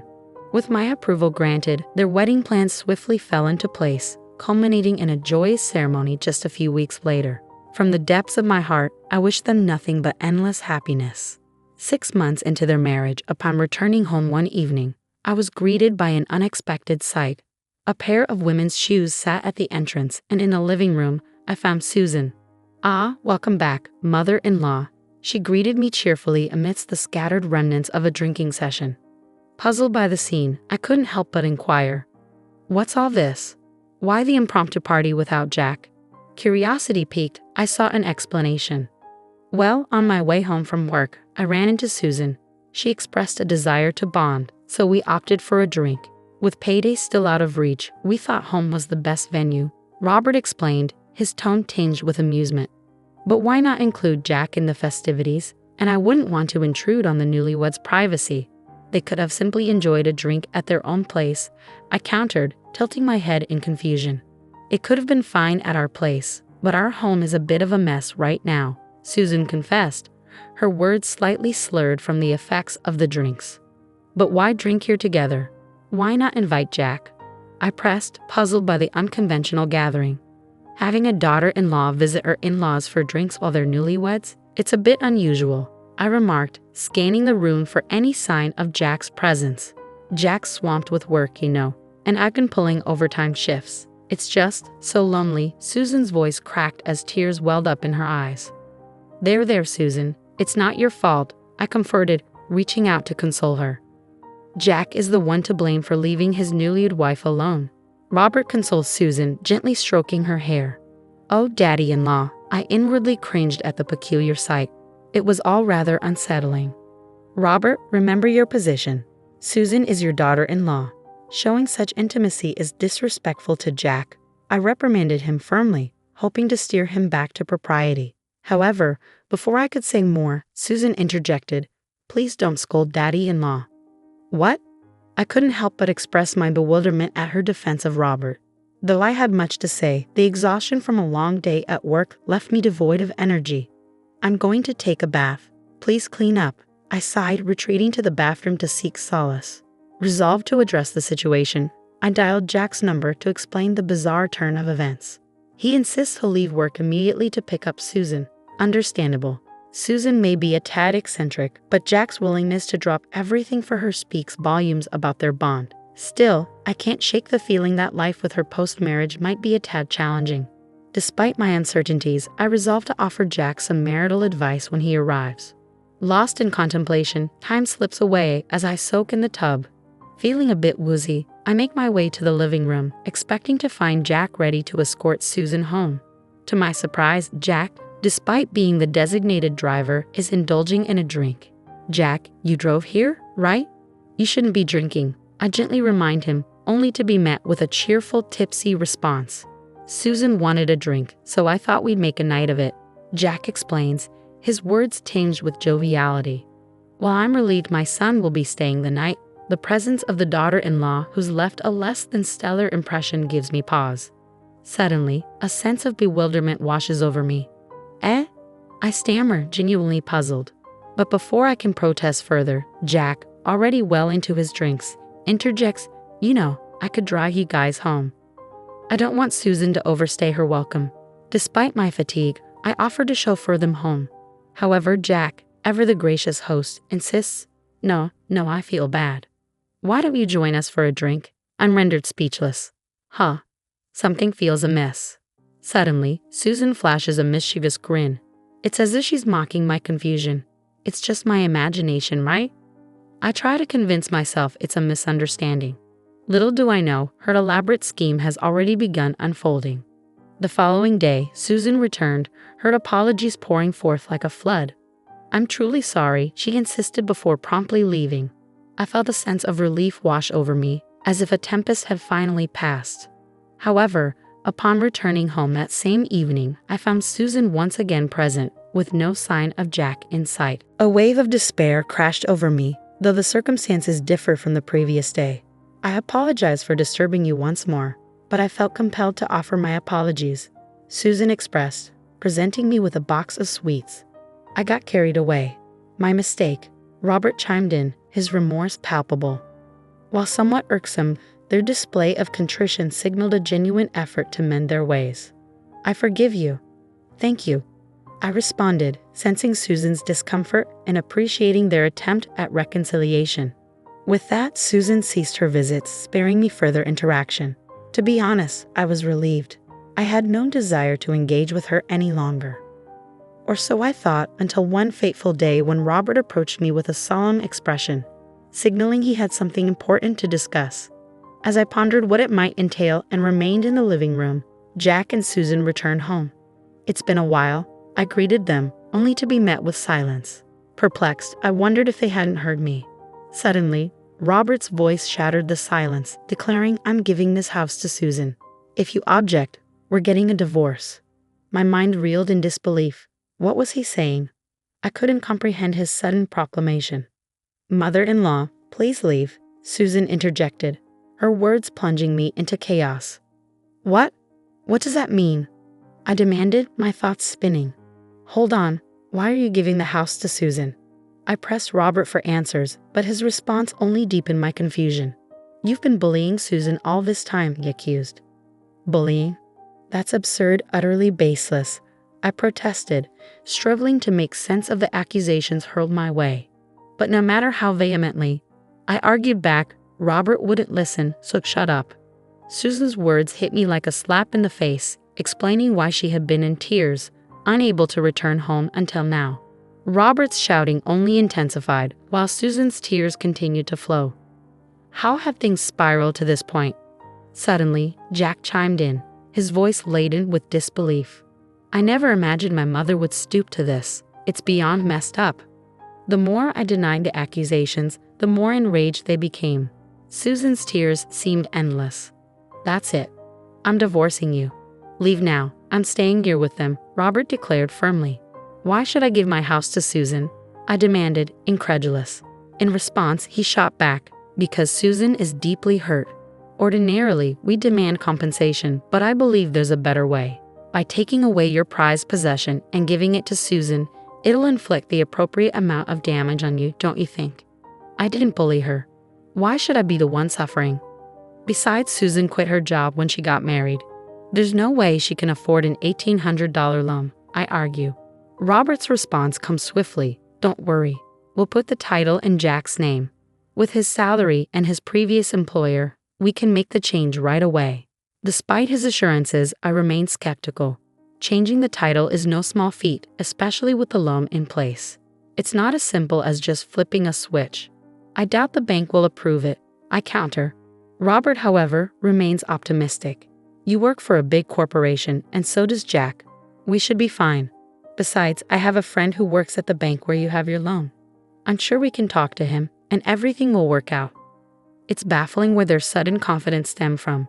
That's right, an $1,800 loan is a breeze, lol. Jack, emboldened by Robert's assurances, now stands firm in his conviction that I must relinquish the house. Despite my repeated protests, insisting I hadn't bullied Susan and thus wouldn't give up the house, they remain unmoved. Every objection I raise only ignites another heated argument.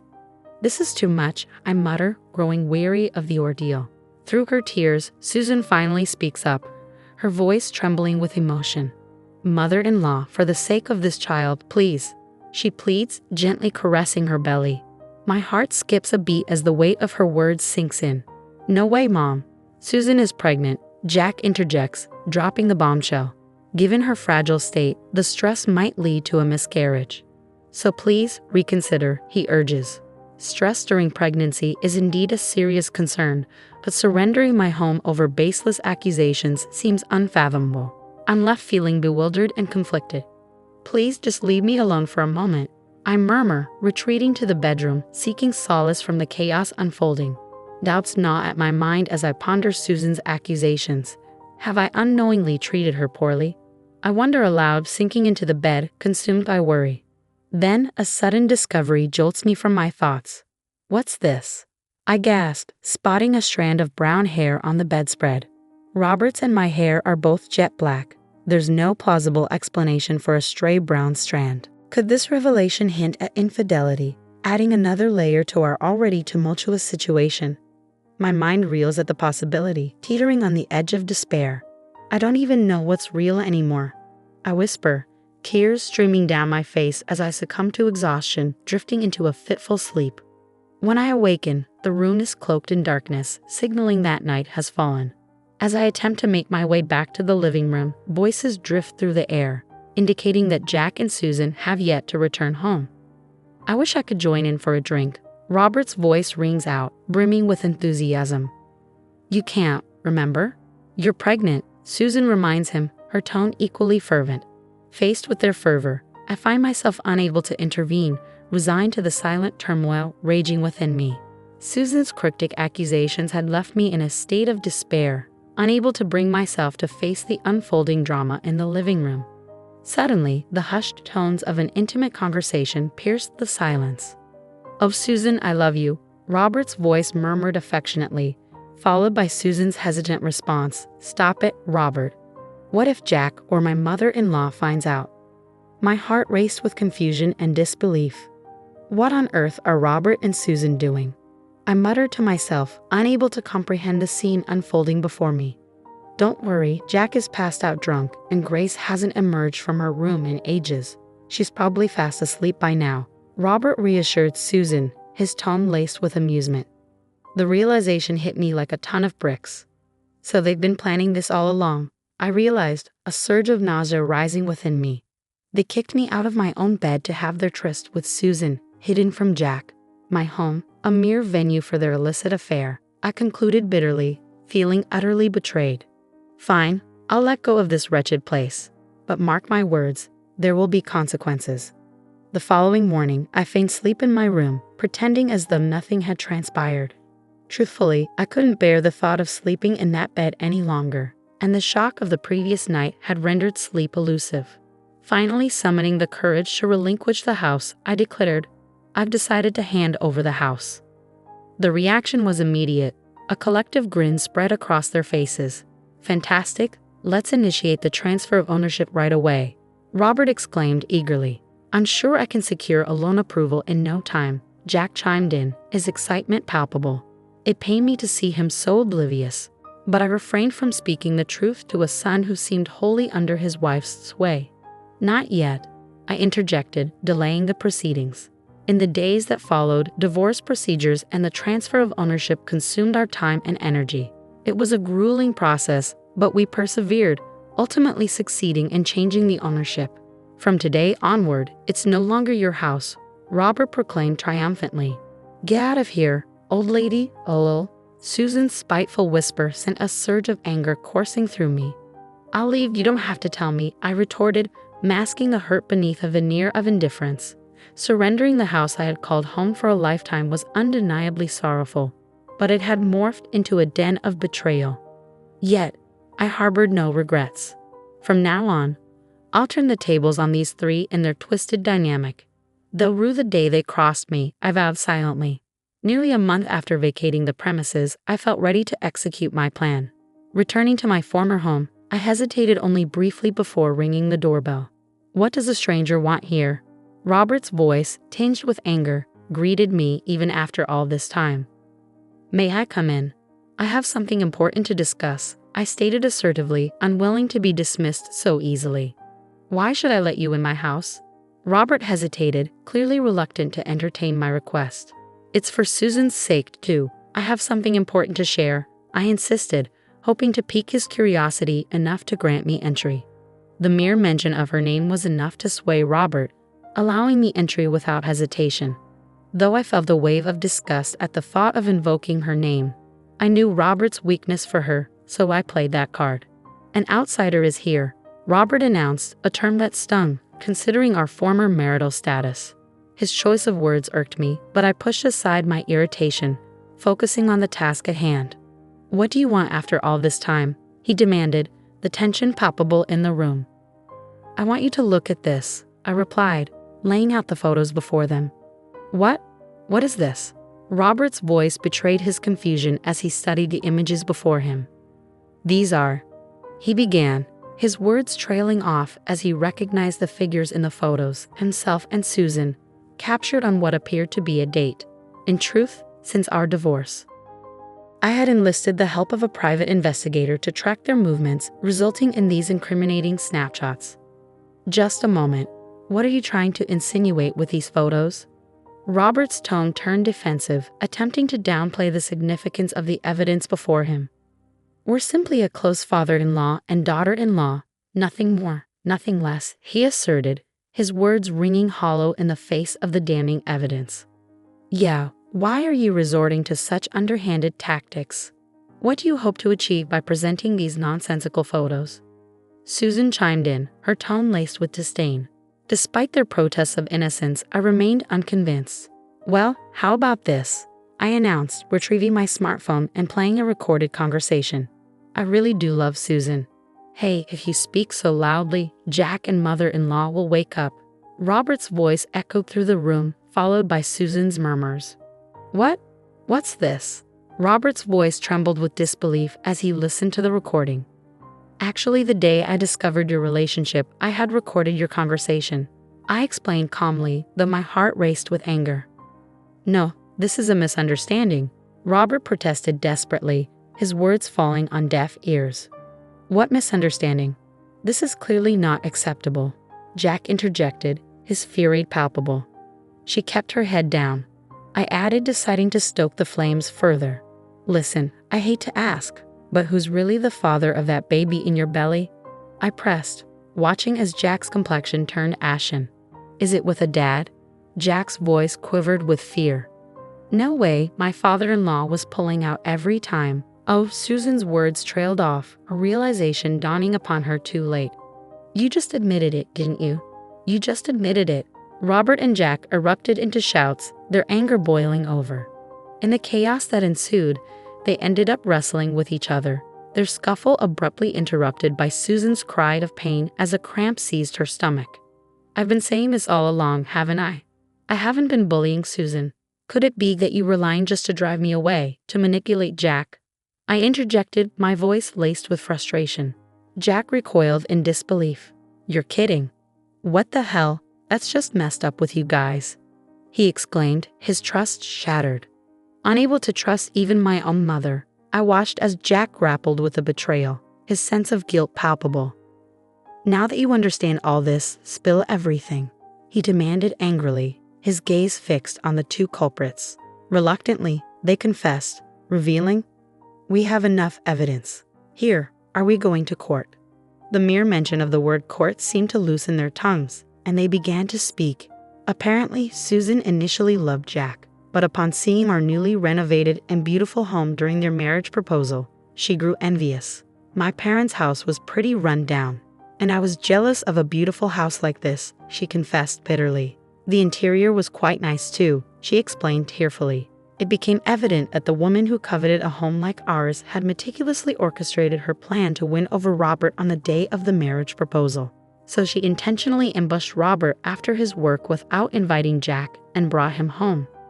For several months, as Jack remained absent, she cultivated a relationship with Robert and plotted to push me out. Then why not propose to live together from the beginning? I questioned. She paused before replying. I have a negative perception of mothers-in-law. At home, my mom and grandma fought every day because my grandma bullied my mom. I didn't want to subject myself to living with a mother-in-law. The only way to live comfortably in a beautiful house was to get rid of the mother-in-law. Indeed, with such a perception, living with a mother-in-law would be undesirable. But to pursue your father-in-law? What did Robert think about this? I pressed further. I knew I was being manipulated, but when she greeted me with a smile, held my hand, Robert's admission trailed off, revealing his vulnerability. Despite being aware of being used, he seemed to have succumbed to her charm, choosing to abandon me to keep her by his side. You guys, you're the worst. Jack's words hung heavily in the air as the two offenders hung their heads, tears streaming down their faces. Following Jack's natural decision to divorce, he opted to verify the child's DNA, revealing Robert as the biological father. "I won't pay child support," Jack declared, demanding compensation from the guilty parties. "Of course, me too. I can't believe I'm suing my own father for compensation," I consoled Jack, gently patting his head as he grappled with the shocking revelation. That deceitful woman had upended all our lives, but she would soon come to regret her actions more than any of us. My intuition proved correct. 2 years later, she remarried Robert, choosing to endure their union for the sake of their child.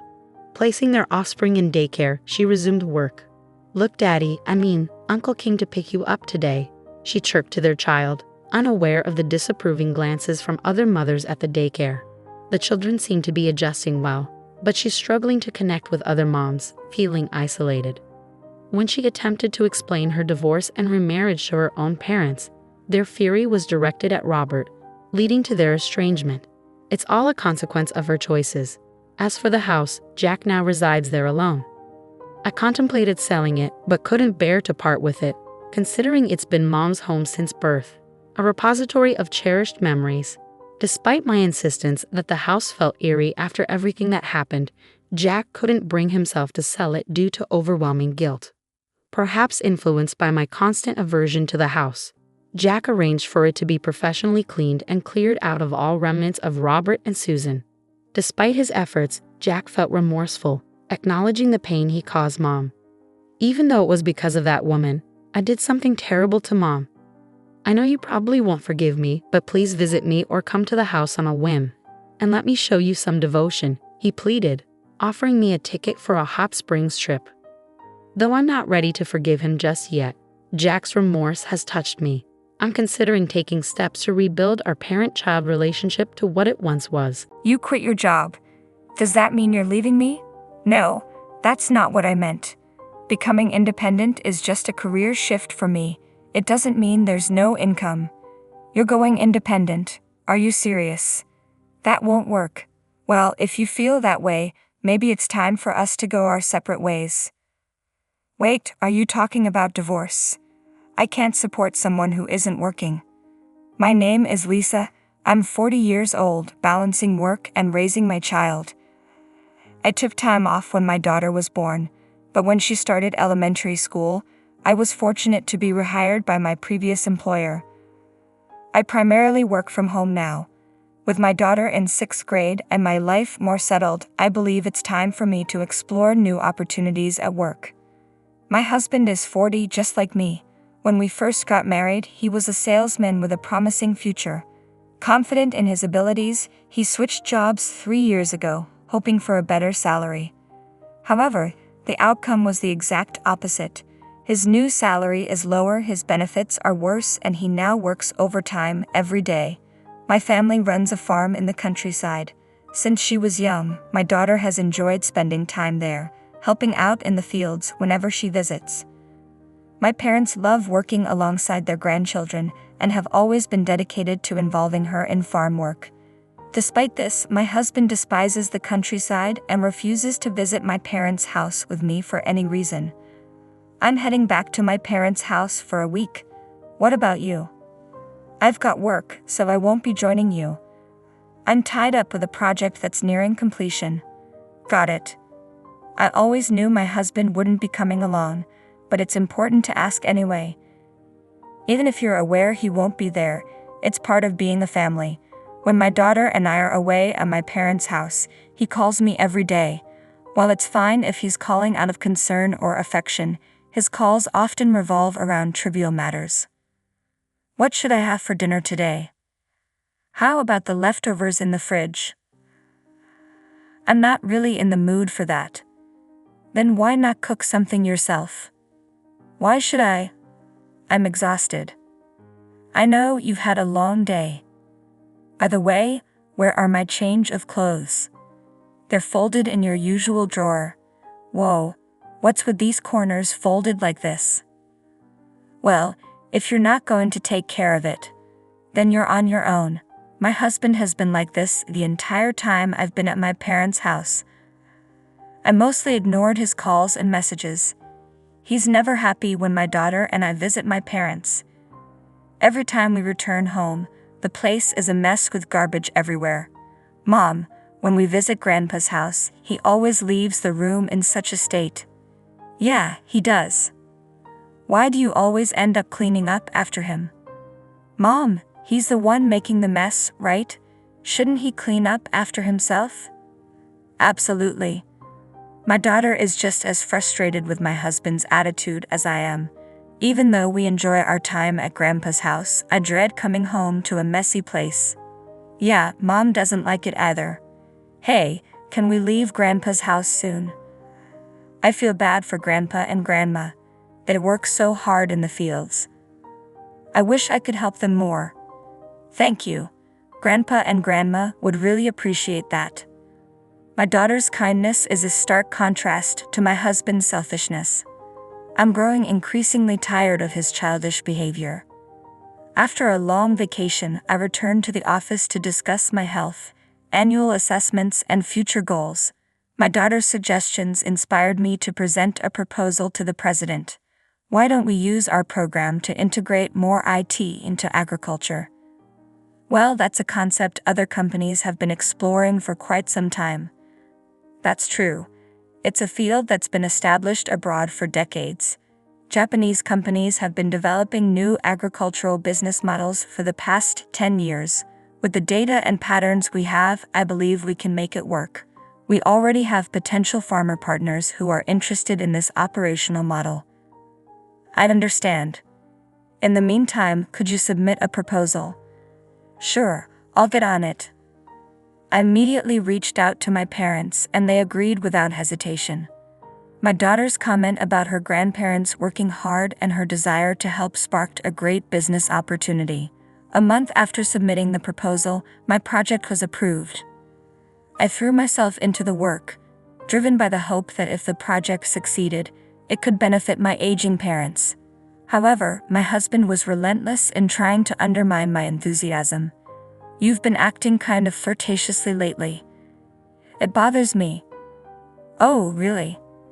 Are you getting carried away? I'm not sure. Your face just brings me down. If it's affecting your mood, then you don't have to look at me. I understand what my husband is doing. He's trying to make me feel bad. I already feel pretty down, just as he wants. But I don't let it show on my face. I keep my tone neutral and treat him normally. He's always been this way. Whenever I start to get excited or enjoy myself, he seems determined to bring me down. I'm used to it now, so I don't let it affect me too much, but it still doesn't sit well with him. Ha, I can't just avoid you. We live together. That's not true. You can just stay in your room. I'm perfectly capable of handling my job and taking care of my daughter on my own. If you took better care of yourself, we might avoid these confrontations. That's not what I meant. My husband is yelling at me and it's really upsetting. I want to get a divorce, but I'm unsure how to explain it to my daughter. I'm struggling to make a decision, and since I don't react to his outbursts, he's now criticizing the farmers. Maybe your difficulty in understanding his underlying intentions is because you grew up on a farm. He really is acting like a child. I try to stay calm, but his comments about my parents really get to me. This time though, I'm the one maintaining my composure. For the first time, a project I proposed has been accepted and I'm so motivated that my husband's irritation doesn't bother me much. So you're saying you can't do your job because you grew up in the city? That's crossing the line. That's exactly what I'm going to tell you. Stop being a jerk. No, you were the one who started this. We've been arguing a lot lately. He used to be a nice guy, but he changed just before he switched jobs. My husband and I were already struggling to get along, but my work was going great. A few months later, I decided to resign from the company after discussing it with them and citing a licensing agreement. I chose to become independent. I had informed my husband about this decision in advance, but he clearly didn't pay attention. As soon as I resigned, he told me he wanted a divorce. You quit your job. Does that mean you expect me to support you? No, that's not it. Becoming independent is just like changing careers. It doesn't mean there won't be any income. You're going independent? Are you serious? That's not going to work. Well, if you feel that way, Maybe you should go independent from me too. Wait, are you talking about divorce? I'm not going to support someone who isn't working. I was taken aback by his sudden mention of divorce. It left me speechless because my thoughts were focused on our daughter. Mom, get a divorce. My daughter, who should have been asleep, burst into the living room. My husband looked momentarily taken aback. I'm only making a clear choice. It's your fault for saying you're quitting your job. My husband, standing in front of our daughter, is trying to shift the blame.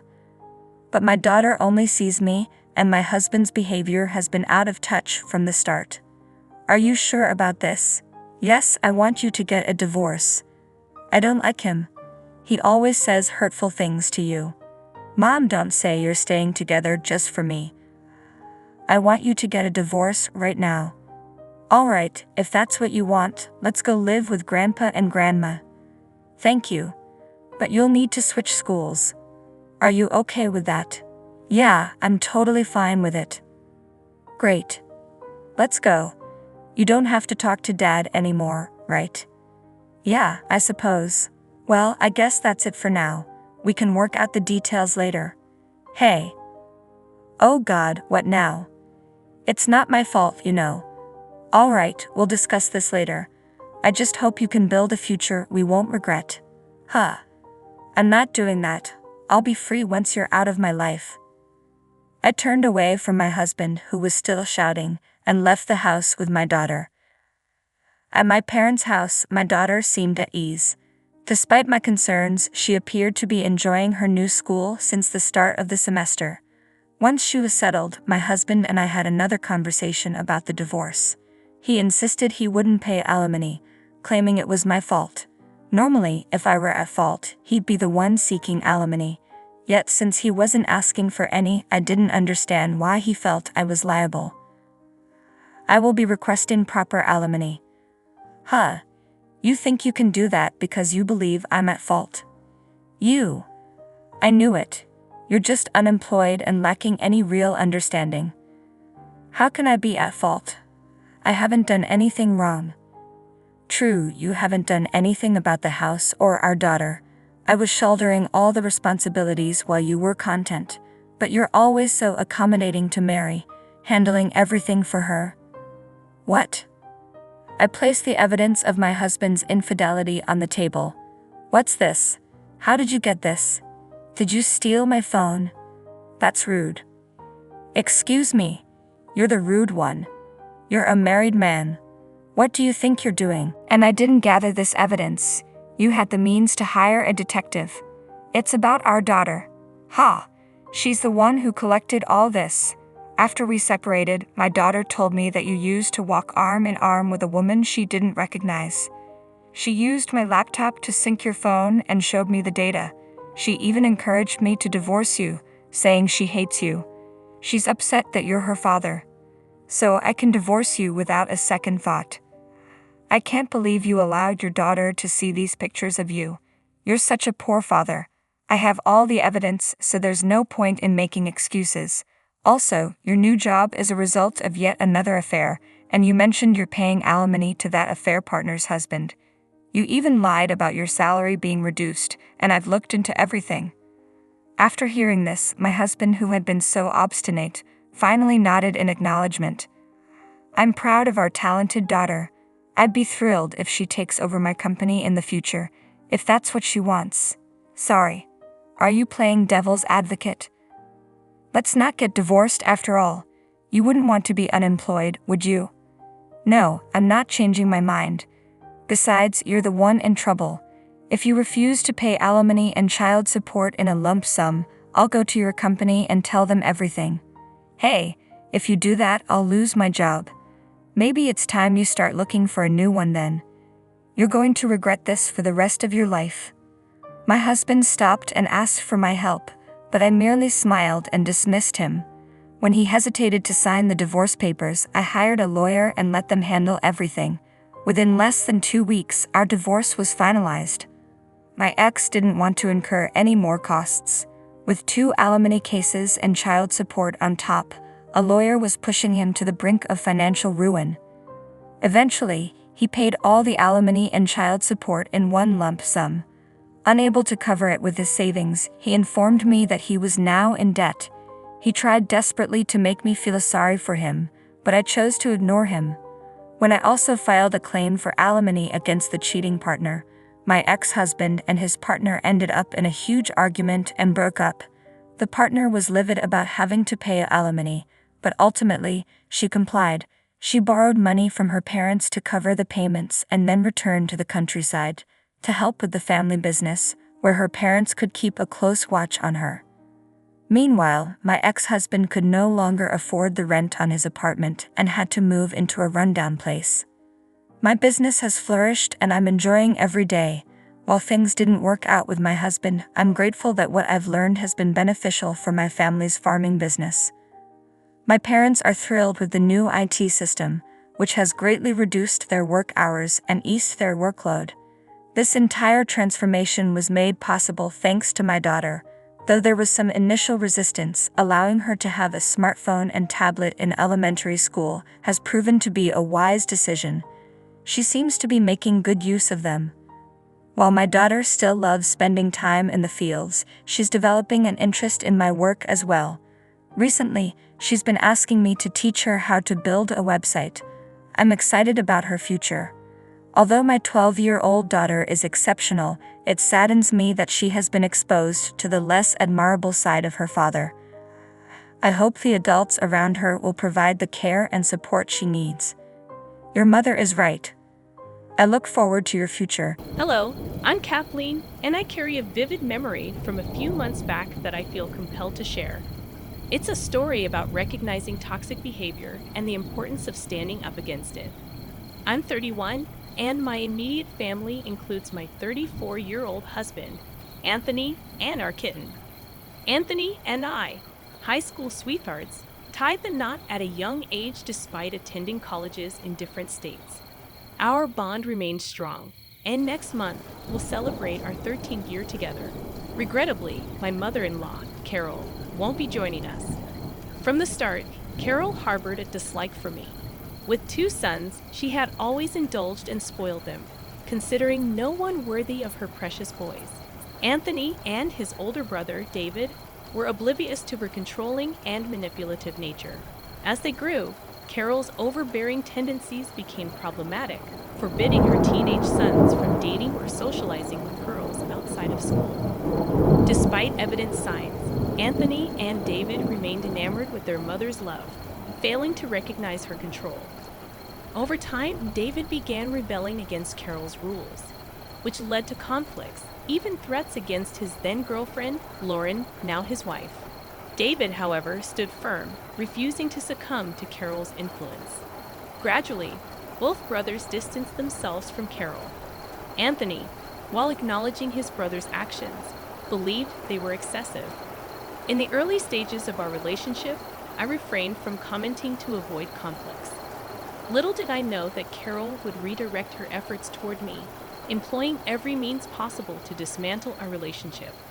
She orchestrated an elaborate Venice tour during prom week to prevent us from attending together. Despite Anthony's pleas to cancel the trip, it was the only time he went against his mother's wishes. Each time Carol called me, unleashing her barrage of insults and deeming me unworthy. Anthony remained passive, offering no defense. Carol even went so far as to predict that I would be unfaithful when I headed off to college. As we both secured spots in different colleges across states, Anthony succumbed to the pressure, leading us to take a brief break. During this hiatus, Carol took advantage of the situation, celebrating our apparent breakup. Unexpectedly, Anthony reconciled with me, infuriating Carol. In response, she intensified her harassment and humiliation, seizing every opportunity to make my life miserable. In an attempt to address the issue, I approached Anthony, expressing my grievances. Anthony, your mother is consistently disrespectful towards me. Despite my efforts to be friendly and welcoming, she berates me and hurls insults. I'm growing weary of her behavior, and you need to address it. Anthony responded dismissively, defending his mother. Kathleen, you know my mother is a bit sensitive after what happened with David. She fears losing me as well and genuinely believes she's looking out for my future. Don't take her words to heart. Infuriated, I pressed further. So you're okay with how Carol treats me? Remember, she tried to break us up. Anthony justified Carol's actions, claiming she was trying to prevent potential heartbreak, leaving me frustrated. I confronted him about it. She played on your insecurities to end our relationship. How can you justify that despite my efforts to make him see my perspective? Anthony remained unconvinced. He insisted that Carol could do no wrong and accused me of falsely accusing her. Even David, attempting to reason with Anthony, faced resistance. Anthony accused David of betraying their mother, creating an awkward and strained dynamic between the two brothers. David ultimately married Amy, his high school sweetheart, the same person Carol had tried to scare off. Although David invited me to the wedding, he deliberately omitted to inform Carol, leading to her emotional distress.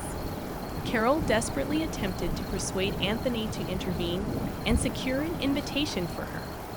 Anthony, known for being a mama's boy, engaged in a heated argument with David about Carol.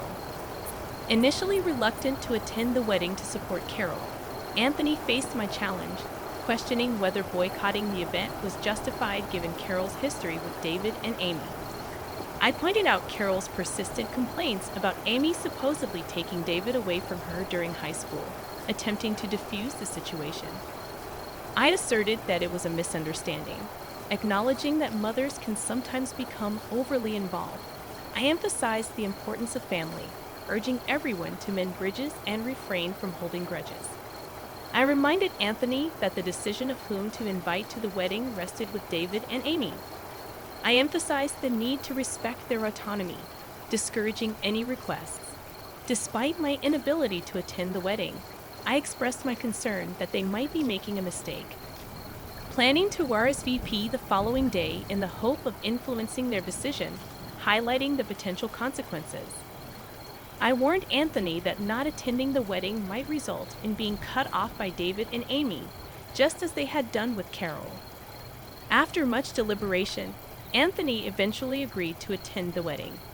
I felt optimistic that this decision might bring positive change, allowing David and Amy to enjoy their happiness without interference from Carol.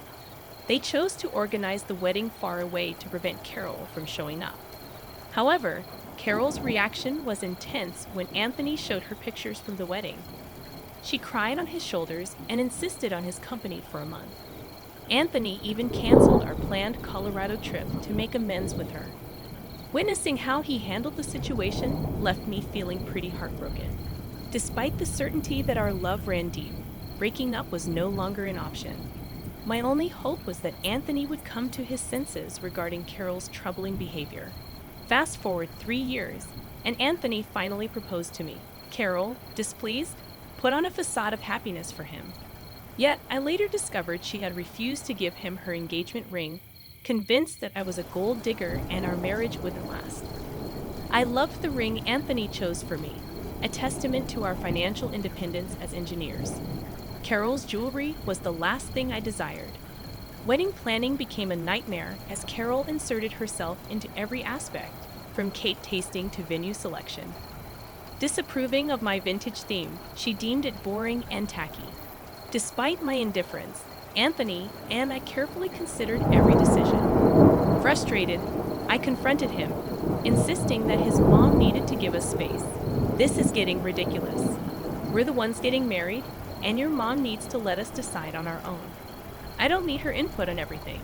She hates every decision I make. You need to tell her to back off. Anthony defended his mother, claiming she wanted the best for us, tired of this excuse. I argued that she deserved to be uninvited from David's wedding due to her interference. Though we welcomed her presence, her negative remarks about my choices were unacceptable. This was our wedding, and she already had hers. After much coaxing, Anthony finally asked Carol to back off. Though she threw a fit, she toned it down. Unfortunately, Anthony prioritized her choices and made several changes. Initially sad, I recognized it was also his day and chose to go along in some places to avoid further trouble. I had not yet found the courage to stand up for myself. and Anthony seemed lost in a fog, unable to think clearly. The wedding turned into another disaster when Carol showed up in a white dress so sparkly and lacy that it resembled a bridal gown. Fortunately, Anthony recognized the issue and insisted she change before the ceremony. Feigning ignorance, Carol claimed she didn't have another dress. However, my maid of honor and best friend came to the rescue, producing a pale blue gown that fit Carol perfectly. Anticipating her intention to wear white, I had purchased a decent dress for her on my dime. With no excuses left, Carol had to wear the provided dress. During the reception, she delivered tearful speeches about losing her children to awful women, targeting both me and Lauren, who were avoiding her. Carol also disparaged our relationship, portraying herself as the victimized mother-in-law. The wedding attendees looked uncomfortable, and even her own family was mortified. My maid of honor swiftly took the microphone, redirecting the atmosphere. On our honeymoon, Carol incessantly called us, reaching out to Anthony and crying about feeling lonely. She bombarded us with 5 calls a day, and when unable to reach Anthony, she called me, accusing me of taking her son away. Just a month after the wedding, she insisted that no matter what I did, he would always choose her over me, asserting that he would never love me more than his mama. Attempting to reason with her, I explained that we were on our honeymoon and she needed to stop calling us so frequently. When Anthony's phone died, he went back to our room to charge it, emphasizing that there was no intention of keeping him away from her. Kathleen, it's clear to me how driven you are by greed. Your sole focus is on extracting money from him, ignoring the fact that he supports me financially and genuinely cares for me, something he's been doing since his father passed away a decade ago. Carol, you may be his mother, and it's natural for him to support you. But I am financially stable on my own and have no interest in his money. Stop falsely accusing me of trying to exploit him. Enough with your baseless accusations. You might deceive him, but I see through your intentions. Hand over the phone to my husband. I need to speak with him urgently. During our honeymoon, I endured numerous conversations like this with Kathleen. When we returned home, dealing with her incessant crying became a daily struggle, all because we didn't take her along. Even now, she scolded my husband for going without her. Anthony, as always, did his best to console his mother, overlooking my concerns. I was gradually finding my voice to stand up for myself. Things were relatively stable until a few months ago when I discovered I was pregnant with our first child. Excitement filled us, and Anthony wanted to share the news with Carol immediately. Despite my reservations, I agreed. However, instead of joy, Carol reacted with tears and accusations. She accused me of trapping him with a baby, insinuating that I had cheated on Anthony. Despite my husband's attempts to calm her, she remained obstinate. I grew weary of her dramatic outbursts, which persisted for 3 weeks before she decided to visit us. Carol arrived unannounced, seemingly happy about our baby, showering me with gifts. Anthony was relieved, thinking Carol had finally accepted our child. The truth, however, was far from that. I felt a sense of unease about Carol's newfound happiness and decided to approach the situation cautiously. In the evening, she offered to make us tea, claiming it would help warm me up as the weather was getting chilly. Anthony appreciated her gesture, giving me a triumphant look as if to say, "I told you so." Choosing not to dismiss my concerns, I excused myself and went to the kitchen to check on Carol. I'd observed her preparing tea and adding something from a carton. Both my husband and I are lactose intolerant, using a specific brand of oat milk for our tea. However, Carol was using a different carton that caught my attention. She used oat milk for 1 cup, but opted for the suspicious carton for the other. Initially, I assumed she was merely using a different type of vegan milk for variety. Despite this, my unease persisted when she handed me the suspicious mug. Feeling a sudden panic, I impulsively switched my husband's cup with mine when they weren't looking. We drank tea, and throughout the evening, Carol seemed to smirk at me from across the couch. Fortunately, nothing untoward happened for the remainder of the night. However, in the early hours of dawn, I heard my husband vomiting in the bathroom. He made several trips, and the noise woke me up. After a while, I saw him lying on the living room couch in pain. Concerned, I approached him and inquired about his condition. Carol, emerging from her room, looked worried at the sight of Anthony's distress, breaking into an ugly cry. It suddenly dawned on me.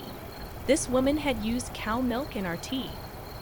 I was prepared to confront her, but before doing so, I had to rush Anthony to the hospital.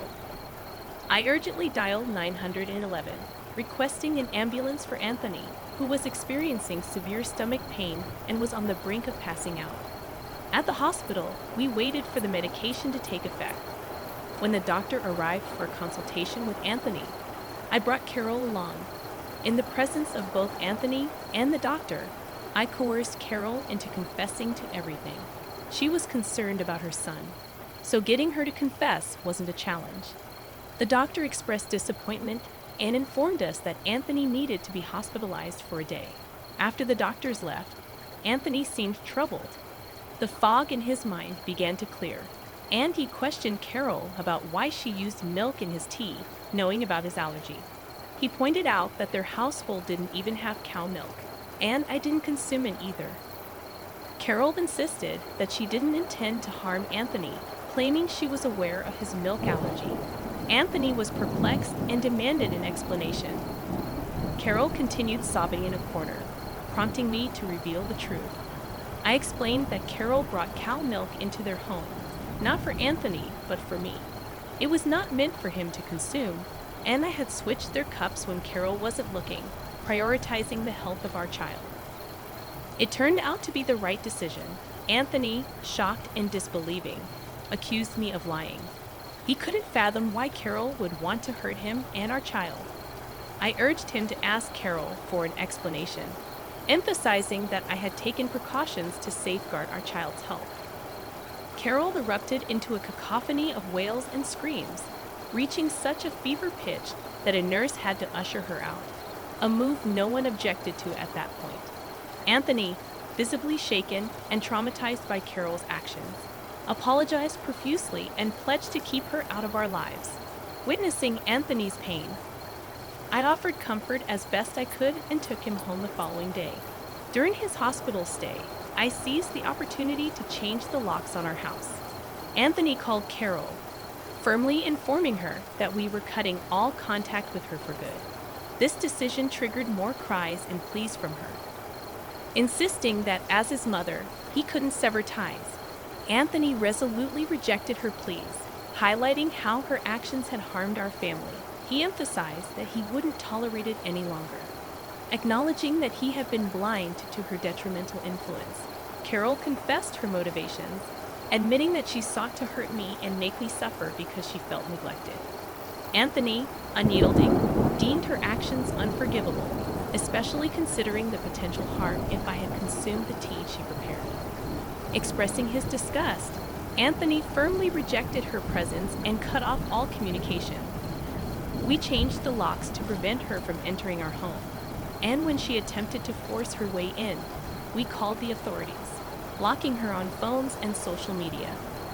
We informed our extended family about the situation, and their unanimous disapproval further isolated Carol. After discussing her actions and reviewing evidence from security cameras and her confession to the doctor, we successfully obtained a restraining order against her. Though she tried to gather information from our extended family, none entertained her demands. We withdrew financial support, prompting her to secure a job at Walmart to support herself. Gradually rebuilding our relationship with David and Lauren, Anthony, and David resolved their issues through a heart-to-heart conversation. Lauren and I, already good friends, strengthened our bond further.